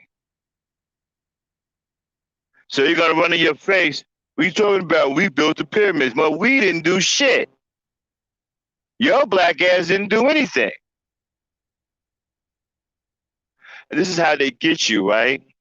Why you think they always talking about history? Why you think their conversation is always about the past? Every time you talk to one of these so-called flaky ass pseudo scholar Negroes, they either got Garvey in their mouth, Malcolm X in their mouth, or some shit about the goddamn Egypt and the pyramids. It's always about shit in the past because they're doing nothing in the present. Nothing. You even got them fools, the evil Israelites, talking about some daggone Bible, saying crazy shit, and picking out passages in the Bible that they're twisting around to try to say that the black woman is evil. They aren't doing anything either in the present, except dressing like some old freaks that come out of an old biblical movie. Who the hell stands on the corner with a metal kilt and big beetle boots and a scarf and a leather jacket talking about they for Christ? Come on now. And so this is the language and the rhetoric of losers.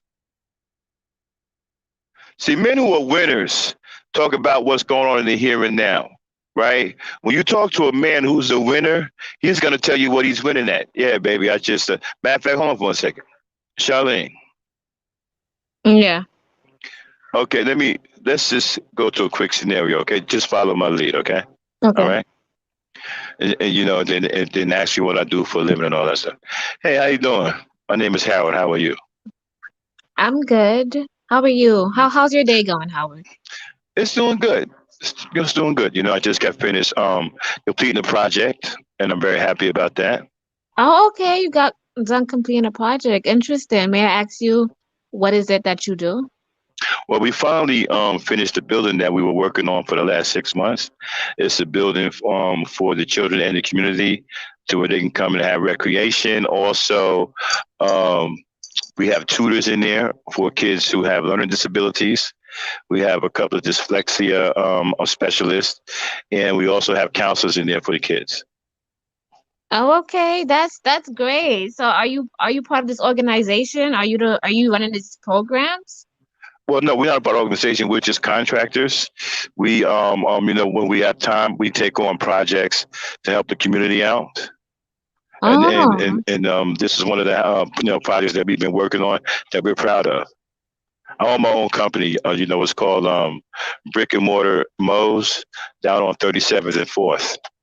We've been in business now for about 10 years. nice. I am really impressed, and I'm so happy that you're doing something for the community. I think we should link up and network. No problem. Here's my card. Here's my phone number and everything. We can definitely link up to do something. Also, we're looking to expand on the. We're looking to expand on the end of one city block to where we can build some Black affordable Knight, housing. you sound like you Huh? got like a styrofoam or something. What's going on? Oh, okay, I'm sorry. Do you hear me now? No, you still sound like a styrofoam, like like your mic is jacked. Okay, am I boy again? Yes, you're like in cyberspace. Okay, I'll be right back. Okay.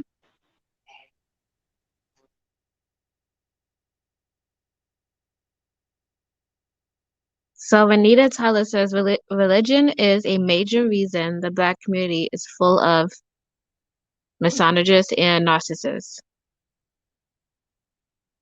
Oh no, narcissistic.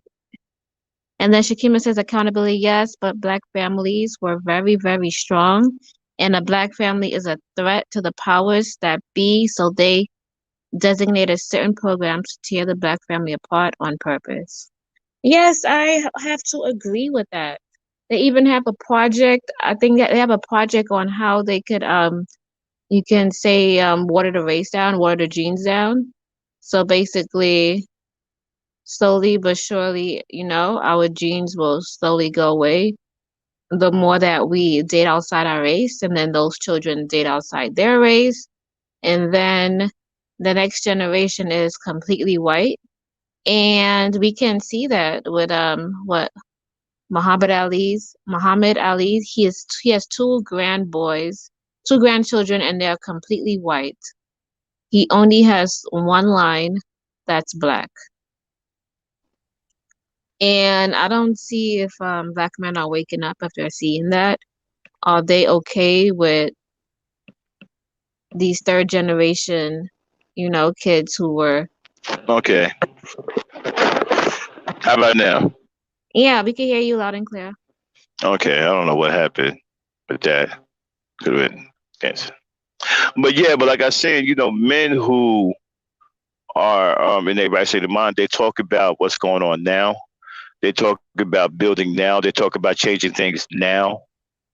They don't have a conversation about what went on 30 or 40,000 years ago over there in Egypt and now, where there were more homos than you can think of. See, there's things that they don't tell you about Egypt that they won't let you know, like how all of the pharaohs were obese and they were constipated most of the time, okay, and they had to have somebody stick their fist up their behind so they can go to the bathroom.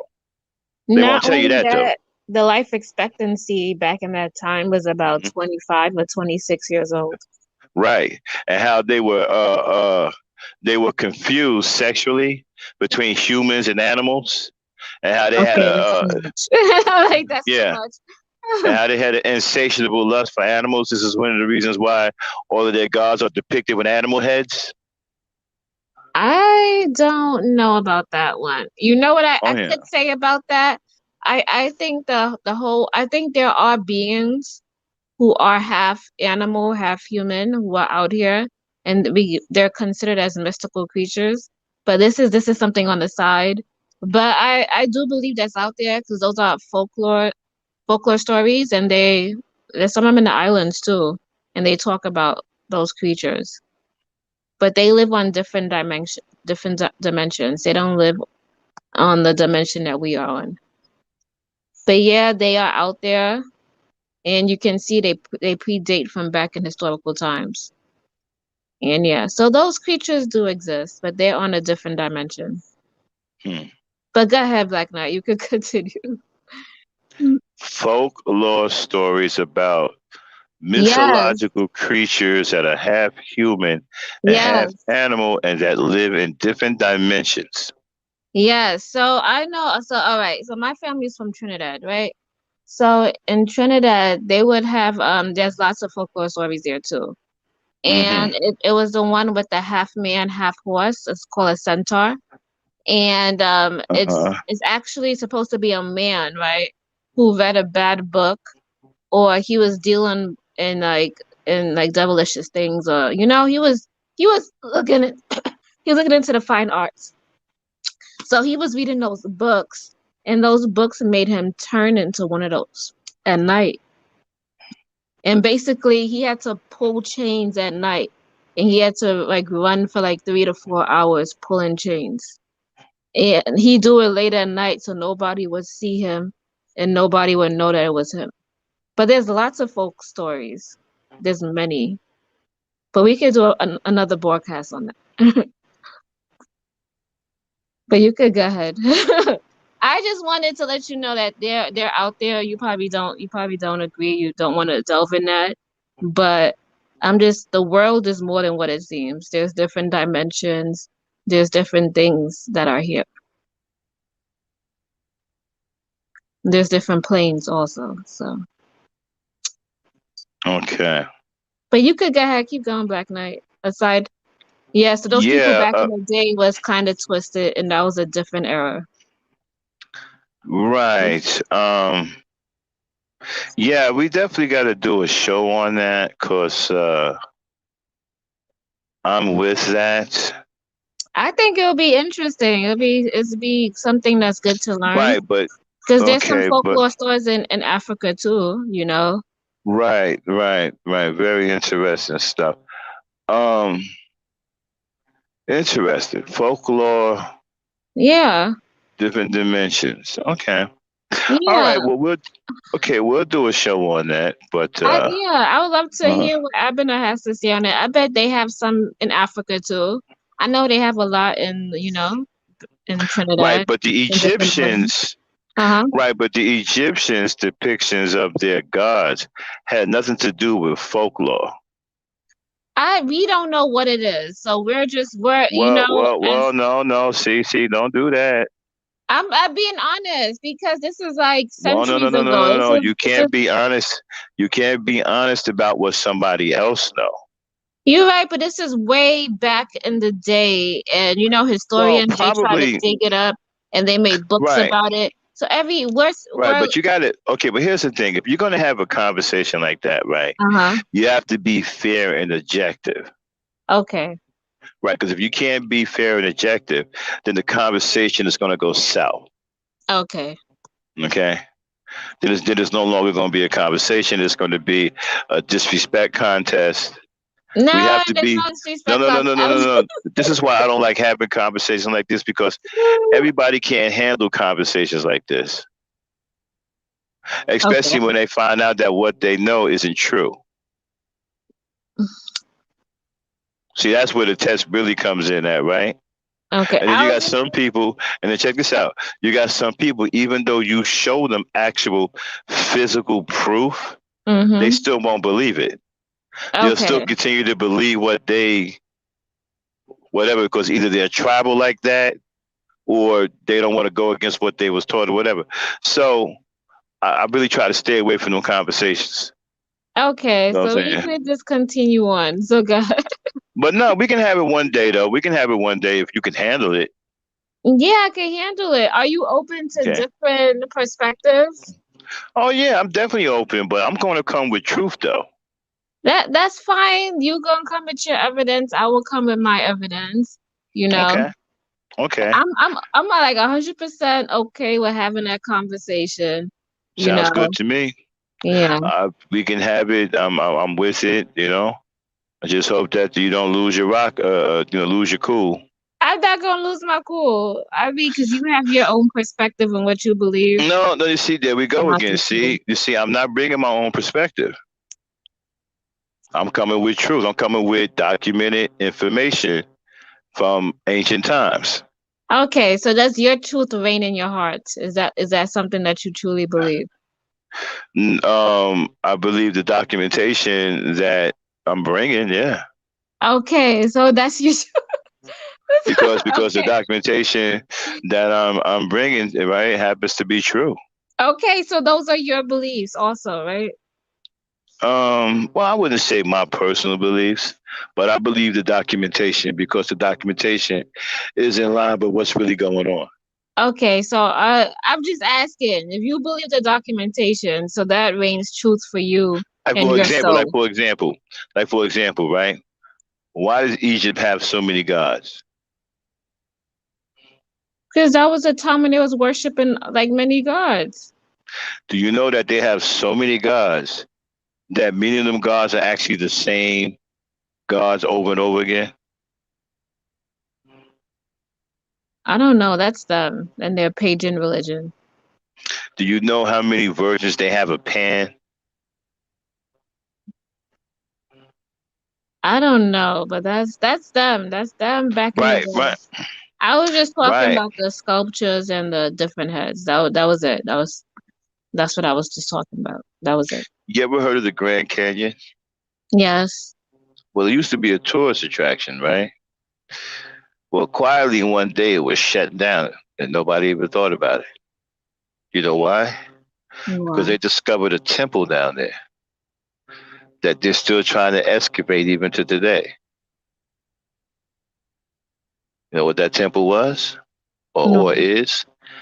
Temple of Isis is down there. Okay. Oh yeah, we're gonna get into this. I got something for you. You got something for me. Yes, ma'am.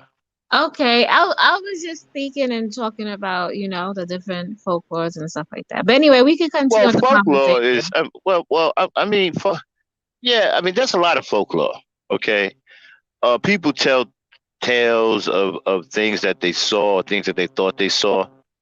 You know, like for example, I was listening to some woman the other day. I don't know if you ever heard of this. This is something else I wanted to explore that I thought was interesting. You ever heard about them people who say that they died and went to hell? Yeah. Well, there's a real a famous woman, ran, but she got a whole book. Like I think it's more than one book, right? Where she described every detail about hell. She'd been in every room. She saw what every room meant and all kinds of stuff, man. Like she was telling stories about people who were suffering and like this one story she told about this guy that they kept sticking him in the heart with spears, right? And he had on a suit and he was well dressed and he was in this coffin and these ugly things they kept stabbing him in the heart over and over again with sharp spears, right? And then the one where the woman a guy's skin kept burning off and regenerating and burning off again, and then the woman who was in the jail cell on fire because she killed her pastor husband and his lover and all of that. I mean, she had like straight details of everything down there. You know what I'm saying? And I noticed something else too. The ones who say they went to heaven, they all keep describing something up there called alabaster. Okay, that's in every one of these people who say that they went to heaven. Alabaster always come out their mouth. Okay. Well, I'm gonna just let you know, I lean towards the more of like the Buddhist religion, their The Buddhist concepts. religion. Yeah. Tell me, educate me on the Buddhist thing. Like they believe in karma, they believe in reincarnation. And then some of them have different things. They believe in that you're in different life cycles. So, depending on your actions of this life, it will determine where you will be the next life. Mhm. That's not a bad concept. No, I actually like their concepts. Yeah, I mean, it's not hard to believe. I mean, it could be something that you can actually think will happen. It's not a bad concept. Karma is real. No doubt about that. Karma is real. Reincarnation. Um, I have seen some people that I thought looked like people that passed away. Um, I don't. Yeah, yeah, yeah. I can see that. I can see people getting into that.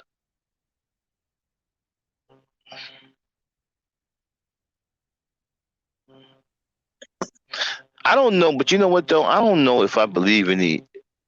I don't believe in religion anymore though. You tell. I feel like some of it could be cult-like behavior, like Jehovah Witness. That Well, that one that's like a cult. what about Christianity? Christianity, I mean, some of the concept is good. I like the concept.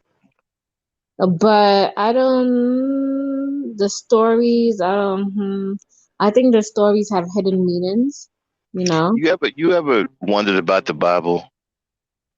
Yeah, I grew up as a Jehovah Witness. My mother was a Jehovah Witness for like about until I was like what, like I would say like 6 or 7. You know what? You know what plagues me the most about the Bible? Wow. How come there are no female angels? How come all of the angels are men? How come everything in there is about men? And the little bit of women that they do depict in there, one is a whore, the other one had I a barren womb. I think like you said, remember you was talking about it on a stream saying women are on a higher level than men. I think that's true. Yeah. I think yeah, I think women are on a higher level than men. It is true. Because women we have a stargate and we bring life into the world. Mm-hmm. Also, we're in charge of different things also. So yeah, and we're the ones who have the creativity, we're the one who bring the blossoming and all of that. So and I think they try to hide that women are higher than men. They want to make it hidden because nobody knows the secrets of a woman, but everybody knows about a man. Mm-hmm. And we also have evidence that women are older than men. The bones of women go back way further than the bones of men.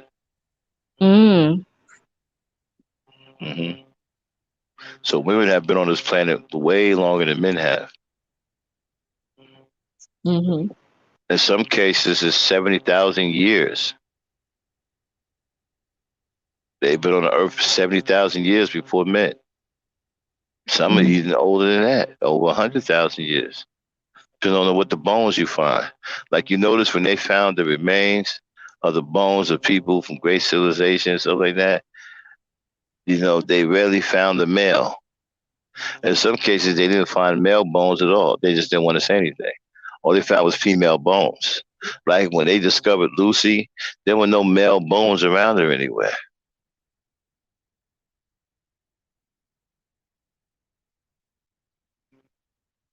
Hmm. Interesting. But we got derailed. Yo.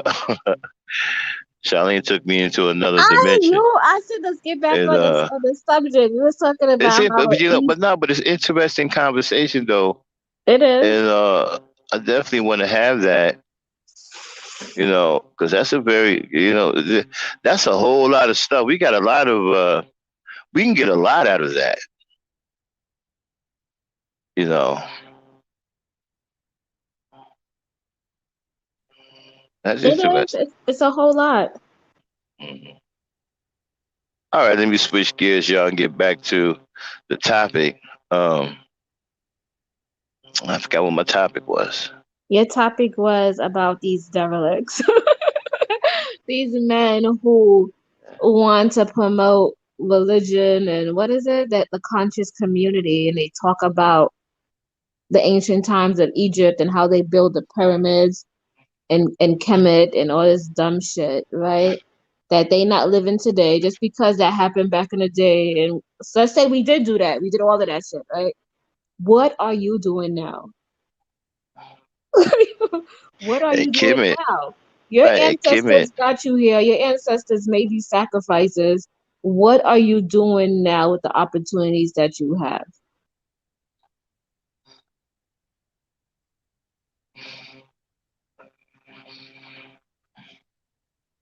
Interesting. And a lot of Nothing. them, they can't answer that question. They're gonna turn around and they want to go pointing fingers at women. You can't do that. Don't use women as a scapegoat. Leave them out of it. What are you doing now for yourself, your soul, and your spirit? What are you doing right now for you?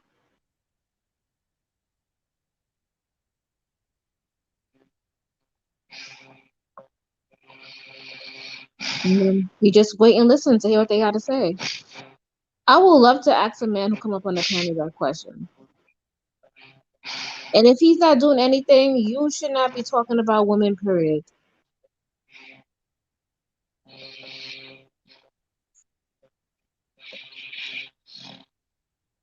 Oh, somebody said the topic was that they were losers, and you were giving an example conversation of real men talking about what they're doing now. Yeah. Mhm.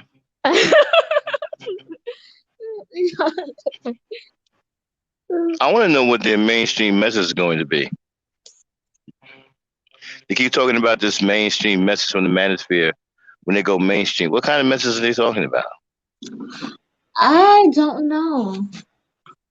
I heard it all before, and right, it's getting boring now and annoying.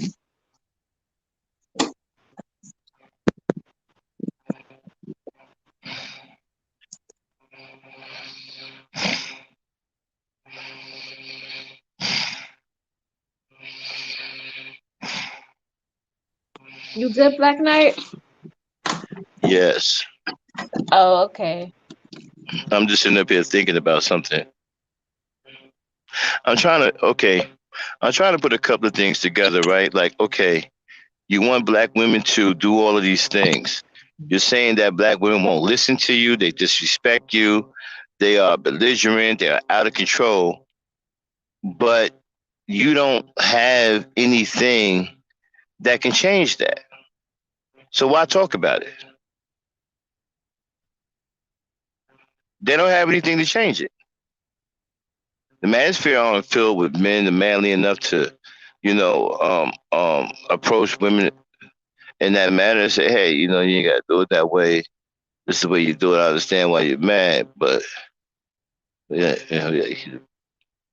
you know, I would say this: if somebody is pointing fingers at you constantly, that means them themselves has nothing going on. Because if you're heavily involved in what you're doing, you don't have time to derail or degrade people, you know? Why do you need that? Why do you need to degrade people?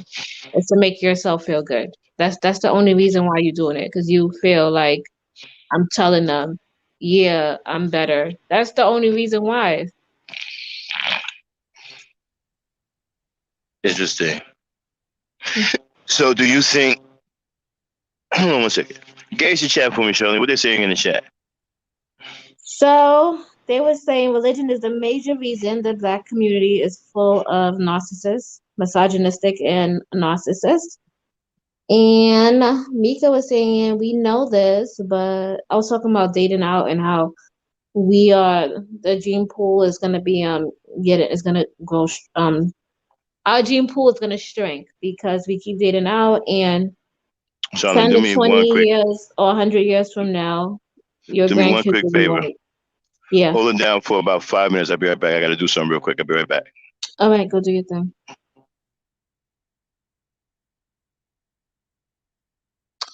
So yeah, let's get back to the topic. We was talking about losers, right? And example of a conversation of real men talking about what they're doing now. Yeah. So yeah, I kind of agree with the red pill community of getting these men to focus on themselves and getting a job and, lifting themselves up. So, you know how us as women, when we get out of bad situations and we're going through something tough, we kind of look to see how can we improve ourselves emotionally so that we're able to carry on, and how can we keep going, right? It seems like men are lacking that. I think we have that because we have kids. We gotta provide. We gotta have an atmosphere that we feel good, that we're able to thrive in. Men, most of the time, they could live in like what a one room shack with just a mattress. They don't need much. They don't even care about what kind of food they eat, as long as it tastes good. Not all men, but some of them. They don't need. They just need the necessities of life. For us, we're thinking about our kids, we're thinking about the stuff that we want to make us feel good, our environment, we want to do better. Men, they need something to aspire to or to do for. So they're trying to get the men to, that's what the red pill, they're trying to get the men to turn around and kind of do what women do in a sense. Like go back to yourself, feed yourself, go back to your spirituality, I don't know, go say some affirmations, go work out, go meditate for an hour, lift yourself up mentally, get yourself out from underneath that rut, get a job, work on yourself, your presentation, the way you look, and build yourself from there. And I think that's what men really need. Like, they don't need to be called. They need to be told that, like, that's my true belief. And in some cases, the red pill does do good in that area. They just do bad when they start to degrade women. But I think they degrade women in a way so that because most men they are intimidated by women. They don't know how to approach women. They don't know how to say. They don't know how to do anything. So this one guy was telling me they degrade women so that men feel like they are worthy. And that's weird. Anyway, but yeah.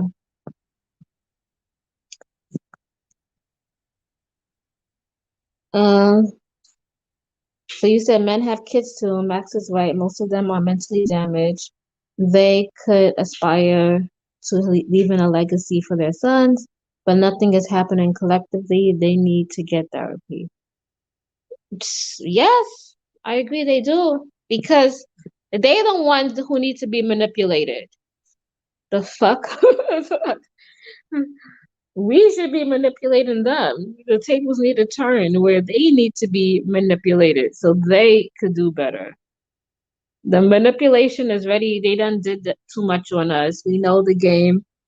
Now we're self-taught and we're self-sufficient. They, on the other hand, I don't know what's going on with them. They need to spring up in the game. They need to go run. They need practice or something.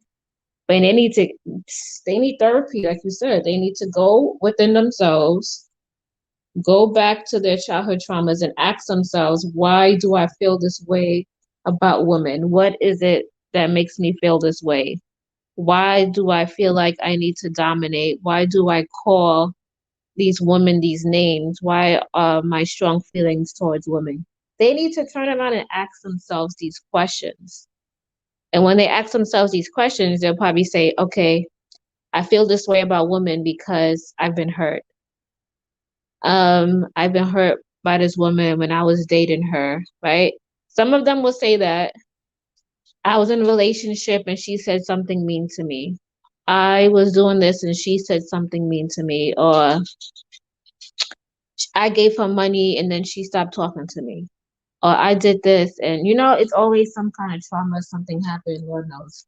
So, so they need to go back and ask themselves these questions.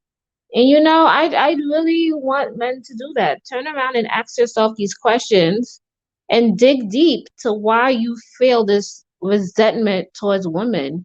Why do you feel this?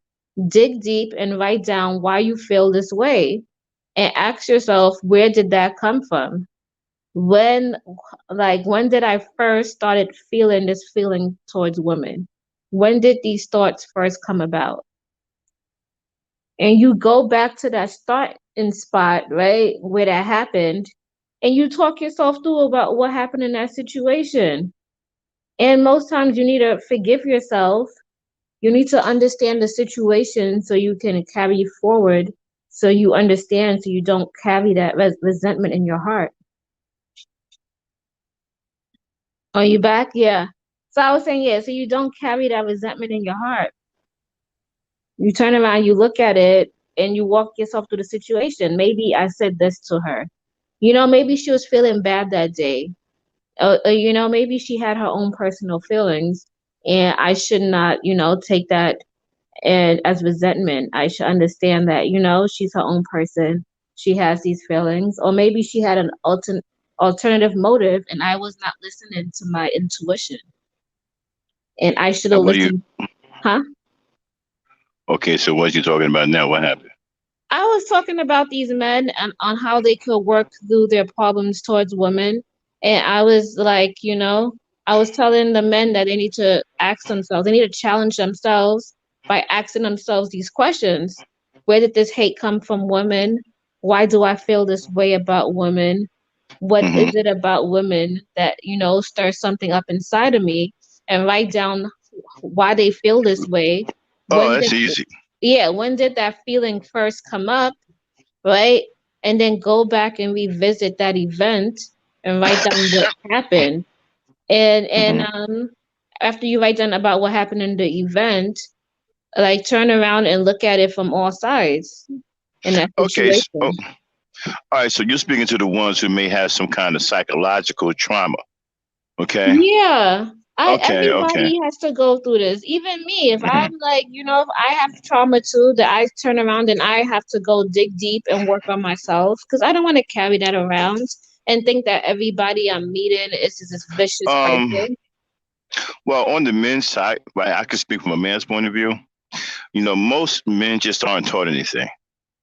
They aren't taught how to deal with women. They don't understand women. See, when I was growing up, I was blessed to have two strong men who understood women, who grew up around women, understood what made them tick. Then I had five sisters and a mother. So I pretty much, saw the other side. And I learned a lot about feminine nature. That's why these guys can't tell me nothing. Okay. And so a lot of it is guys just not taking the time out to try to understand women at all. They try to interfere with women just being natural women. Like, for example, if you got two women having a conversation, or three or four women having a conversation, and they're just, cackling amongst themselves as being women, don't go and get yourself involved in that conversation, especially if you interrupt their conversation with something negative, because now you're impeding on them being women. That's what you have here on social media. Women having conversations on panels trying to get things straightened out. And you got guys jumping on there with all of this woman hate, interfering with women being women. They don't want women to be women. Okay. That's one of the problems. Two, they had an issue with their mother that they just can't let go. And for some reason they keep painting their mother's face on the face of every black woman they come across. Maybe their mother hit him in the head with a radiator when they were young. I know a kid, man, whose mother tried to kill him and she threw him out the window and he survived. And he hate women to the day because his mother tried to throw him out the window when he was a kid. Can't get over it, right? And so some fathers haven't taught them anything. They haven't taught them any respect. They haven't taught them how to protect. They haven't taught them how to provide. They haven't taught them anything. A lot of these guys don't know the first thing about being a man, and that also flows over into the hatred of women because he don't understand how to be a man. So if he's running around here, he see men with strong egos, and he can't achieve that, and he don't know how to get to that. Then his natural reaction is to hate women because he can't be a man. He don't know how to be a man. So we can go deeper and deeper and deeper. I can keep going. Like, for example, the guys who sleep on women couches with the backpacks and the PlayStations. One of the reasons why guys want women to buy them games is because they want a second mother. Because they didn't get that from their mama. Most of them, you ever heard Tupac's Dear Mama? If you really listen to the lyrics, right? When he talked about, even though you were a crack fiend, mama, you still was a queen, and how she made miracles every Thanksgiving and stuff like that. Well, a lot of these guys come from mamas that's like that, and she couldn't give them the Mattel toys on Christmas, or she couldn't get them certain things for them when they were kids. They couldn't celebrate Christmas with the other kids. And some of them, believe it or not, they get stuck in that mentality. And then they become 23, 26, and 27 years old with the same mentality that they never grew out of. And so when they do get with a woman, especially a woman with some money, right? They want her to buy them a PlayStation, an Xbox, because they're trying to relive their childhood from when they asked their mother to buy them some toys. The mother couldn't afford to do so. Now, how many of y'all understand? How many of y'all understand that kind of mentality? Or did you even know that mentality existed in some men? Charlene? No, I agree. Mm-hmm. No, I was listening to somebody one day and I said this makes sense. A lot of broken women, right, who did not have a father growing up, they attract men who did not have a mother that was there, Hold on 1 second, Charlene. Yeah, Mika, the reason why a lot of women can recover at a young age, because women are naturally superior emotionally to men. Women are emotionally superior to men. Go ahead, Charlene.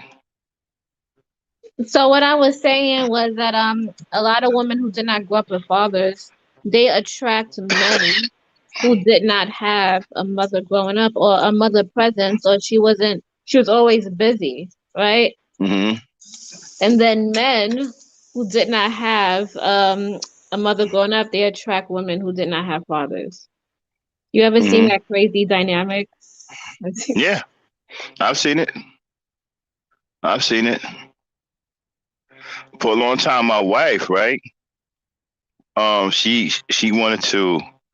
Okay, there was a game called Miss Pac-Man, right? You ever heard of that? Yes, of course. Well, when my wife was young, her father and mother was strict and wouldn't let them play the coin-op video games at the corner store, right? And one of the most popular games back then was Miss Pac-Man. And so her and her cousin used to always say, if we ever get a chance, we're going to play Miss Pac-Man. And she carried out all the way into her 30s, nearly her 40s. And whenever she had a version of Miss Pac-Man, she would play it until she fell asleep because she couldn't play it when she was a young kid. Because her parents forbid her from playing the coin-op games at the local grocery store. Now, you see how that traveled with her all the way until she was in her mid-30s, nearly to her 40s? Guys are like that too. So if mama can't get them a game or, their favorite game or their favorite this, and that, many of them can't shake it. And they carry that into adulthood. And then they meet a woman, right, who has a little bit of money or a job. And then they ask that woman to do what mommy couldn't do when he was 12 or 13 years old. Buy me a game. And the woman usually buys them a PlayStation or an Xbox. Okay? Now, you have to understand something, ladies. When you fall for that and you buy these PlayStations and Xboxes, understand that them Xboxes and PlayStations require a lot of time. Okay? So if you have a problem with him working, then you shouldn't buy the PlayStation. You shouldn't buy the Xbox because he's going to use the time that he should be using working to play the games. And then if you say something to him, they're going to argue with you about you were the one that bought him the game. Then what you going to do about that, Charlene? Oh no, I'm not. I'm not buying no man no game. No, hold on. Let's just say, okay, hear me for a second. Let's just say you bought him the PlayStation, right? Now he's got his games. He's playing it all night and calling his friends up. They're coming over. It's 2 a.m. Okay, they in your living room, right? Corn chip socks, smoking weed, drinking, okay, and playing PlayStation all night while you trying to sleep. You understand what I'm saying? So you get up, you got to go to work in the morning. You walk into the living room. Your living room smell like corn chips and weed and beer. And there are strangers in your house and they're playing PlayStation. So they get on out in the morning, y'all arguing, and you saying, how come you ain't working? How come you ain't looking for no job? And he said, well, I'm playing the game. So why are you playing the game? You should be able to get a job. Well, you bought me the game. What I'm supposed to do? Not play it? What you gonna say now? See, I can't be in that situation because I'll smack the shit out of him. 'Cause no, I really can't. You be in my house with all these strangers, and and they making a mess. Hell to the no, How no. about okay? How about this one, right? Now, these are real life scenarios I'm throwing at you. Okay, you got a guy. He's a little bit down the slope, but he's ambitious. Okay, he's willing to walk to look for work. Okay, so one day you decide to help him out. You give him some bus fare or some cab fare, so he ain't got to walk, right? And you take the car and you go to work. He takes the cab fare you gave him, and he goes and gets some weed and some drink, and brings some friends back to the house. They smoking and drinking. You come home, they smoking and drinking. You like, what's going on? And you say, yo, I'm just, smoking some weed with my friends. So you throw everybody out. You asking what the hell it was. Where'd you get the money to smoke, to get weed and all that? And he tell you from the money you gave him to go look for a job with it. Now what? Like Max trying to get me riled up. I don't think you know I'm West Indian. Like that shit don't fly. I don't know. Like no, no. I'll cuss everybody the fuck out, and nobody will come back to the house. They'll be embarrassed. He will be Uh-huh. embarrassed. I will embarrass him. Renee says she's putting the Xbox in the toilet. I will embarrass him. I'll I'm probably telling be y'all, bigger than ladies. him. I'm telling y'all, ladies, these Xboxes are problematic. These PlayStations are problematic. If you got a man that wants you to buy him a PlayStation, that's a huge red flag. I'm trying to figure out how you can bring that out on the guy just on a date so you can know beforehand. Okay? I'm trying to figure out how would you bring that out though? Like what would you say? Like would you say well do you like video games? Yeah, I love video games. Do you have your own or would you like it if your girl brought you one? Oh, I would love it if my girl brought me one. Could we use that as a red flag? I would say no because we're in we're in a new century, and even I play video games now. I play it with my son, so I don't see it as a you gotta have your job and have things going on, and you have a time allocated to play games. Charlene, you sound like you at the Radio City Music Hall. Can you hear me? Yeah, but you still got a Darth Vader thing going on. I do. Uh-huh. Something happened to your mic. Are you sure? There you go. Okay, you're back. Okay, so what I was saying was, I disagree because we're in like the 21st century. I mean, games been around for a long time. I think we're all adults, and you should know that you gotta go to work. Like you gotta schedule in to play.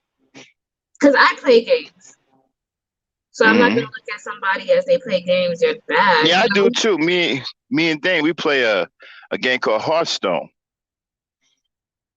And when I launch my gaming channel, me and her gonna be on there playing it. She's really, really good at it. She's beating me now. But we're playing it to get into a tournament.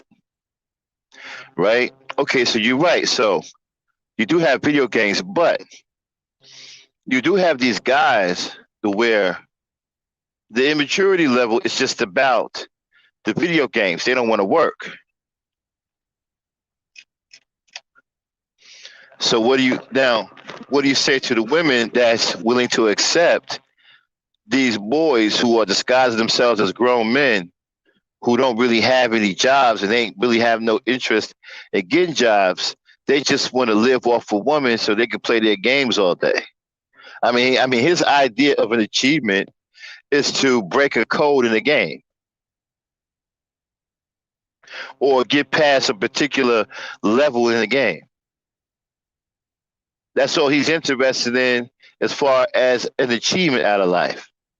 Now, there are women out there that's enabling this. Now, I'm not saying that we should say, well, black women are allowing us to have it. Most certainly they're not. But there are some bleeding heart sisters who feel sorry for these guys and feel that they can straighten these guys out. Well, let me tell y'all something before y'all start feeling that way. I'm okay with y'all loving black men and y'all feeling well, not feeling sorry for them, but feel that you need to help them because some brothers could use a little bit of help. But y'all got to stop feeling sorry for these bums. Okay, there's a difference. Guys who ain't got no job and looking to play video games, these are bums. These are bums, and you got to understand that this is a bum. It's okay, ladies, if you think a dude is a bum from his behavior and what he's showing you. It's okay to think that. There's nothing disrespectful about that. If he's showing you he is a bum, it's okay for you to call him a bum. And don't sugarcoat it. Okay? Some of y'all be a little bit too nice, and I'm not coming down on you because I love that about y'all, but y'all gotta reel it in just a little bit. Okay, because y'all getting caught out there. You gotta reel that kindness in a little bit. And see these guys for what they really are. They're bums. And all they want to do is live off of you and have you be the second mother. You know, be on some man. You should have been my mama. I mean, what? Hey, Charlene. Yeah. What if you, enable one of these dudes? Okay, I know you wouldn't. I'm just saying. You enable one of these dudes, and then for Christmas y'all exchange gifts, right? You give him a big old Xbox and all this stuff, and he gives you a little card that he made from Hallmark or whatever. And then in there, when you open up the card, it says, "You are the mother I should have had." What's going through your mind now? I'm turned off. wait a minute. Wait a minute. Okay, so you're in a relationship with this guy.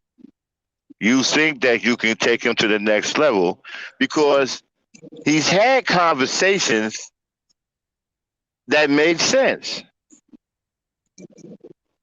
And you felt at some point, okay, he can be something out of life. Or he can be something with his life. He hasn't done it yet, but you feel he can be something, right? And then y'all exchange gifts. And because you've let him do whatever he wants with his backpack and PlayStation and talk to his friends, and you ain't never questioned him on it or challenged him on nothing, he sends you a card for Christmas that says, when you open it up, it says inside, there's a candy cane inside, a free candy cane inside. And then he writes in there, "I love you, and you are the mother, I always wanted." What are you gonna do about that? I'm gonna be like, so this game system got recalled. I gotta go take it back. To take back my fucking game. It's just what the hell? I gotta go back to the store and take this back. It got recalled. Okay, I don't know what happened. Yeah. Wait a minute. You dropped in the back again. So I said I was gonna take back the game and say the game got recalled. I gotta take it back to the manufacturer and they gotta change some configurations. Okay. Take that shit back, get my money back, and then the next day be like, I don't think we should date anymore. And that actually, and you know what? That actually worked because he probably thinking you getting all technical and biological. You should have told his friends, "Hey man, my girl, right, aka my mama, yo, she got all biological. and technical and shit. Word, what did she say? She said she had to take the game back because they had to fix the parameters and parameters. Oh, okay. You know what I'm saying?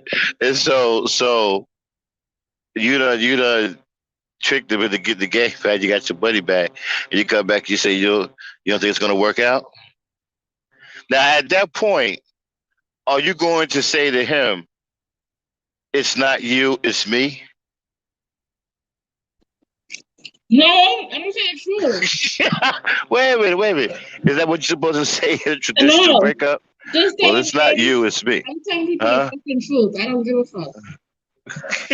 Somebody gotta tell them the truth. Wait, Stop lying to but wait, people.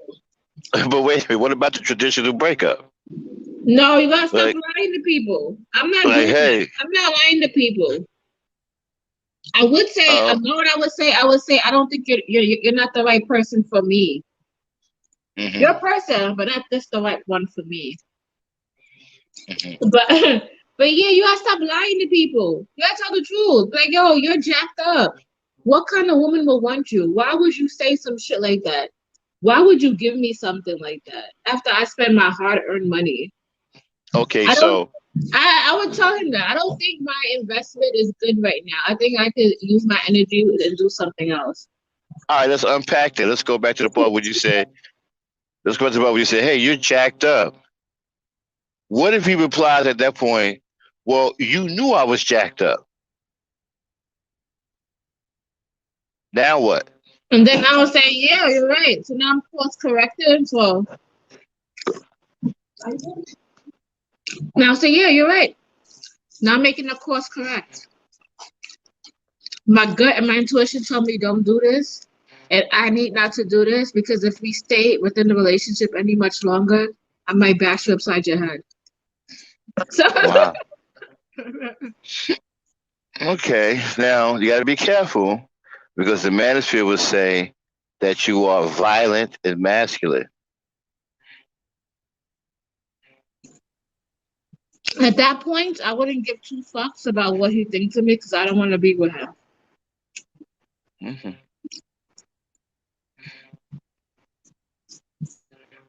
I can dig it.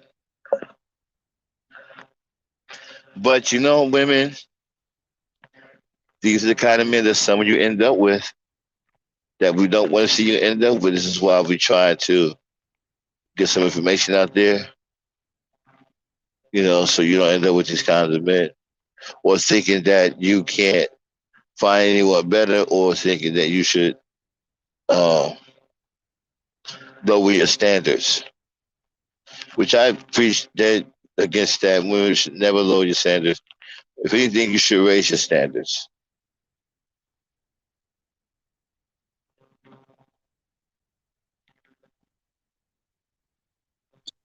Now I was gonna say I seen Shakima Johnson. Who? Shakima Johnson, she in the chat. So I was thinking Okay, when what's we this? when we do have that conversations about religions and stuff, she was talking about we have 9 detentions and they're called 9 heavens, and you go where your mind state is. I was like, I think she should come up on the panel and be a panelist when Well, we have she's it. right about. Yeah. Well, she's right about that because I read it. I read about something like that in the book of Enoch about how there's many different levels to heaven.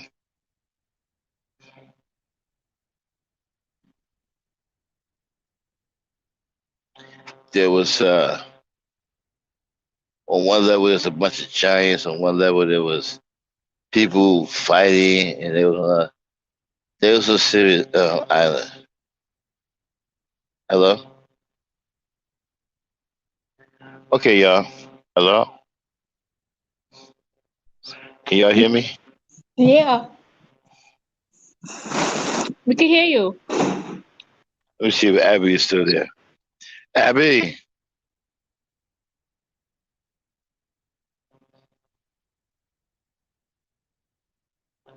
Okay, y'all. I'm gonna have to. Abby. What made you have this live today? What triggered you this morning? I just got tired of hearing a bunch of craziness, man, from guys talking about black women and talking about and spreading hatred and just being triggered all the time. Okay, I got tired of it, and then they didn't want to tell the truth about language.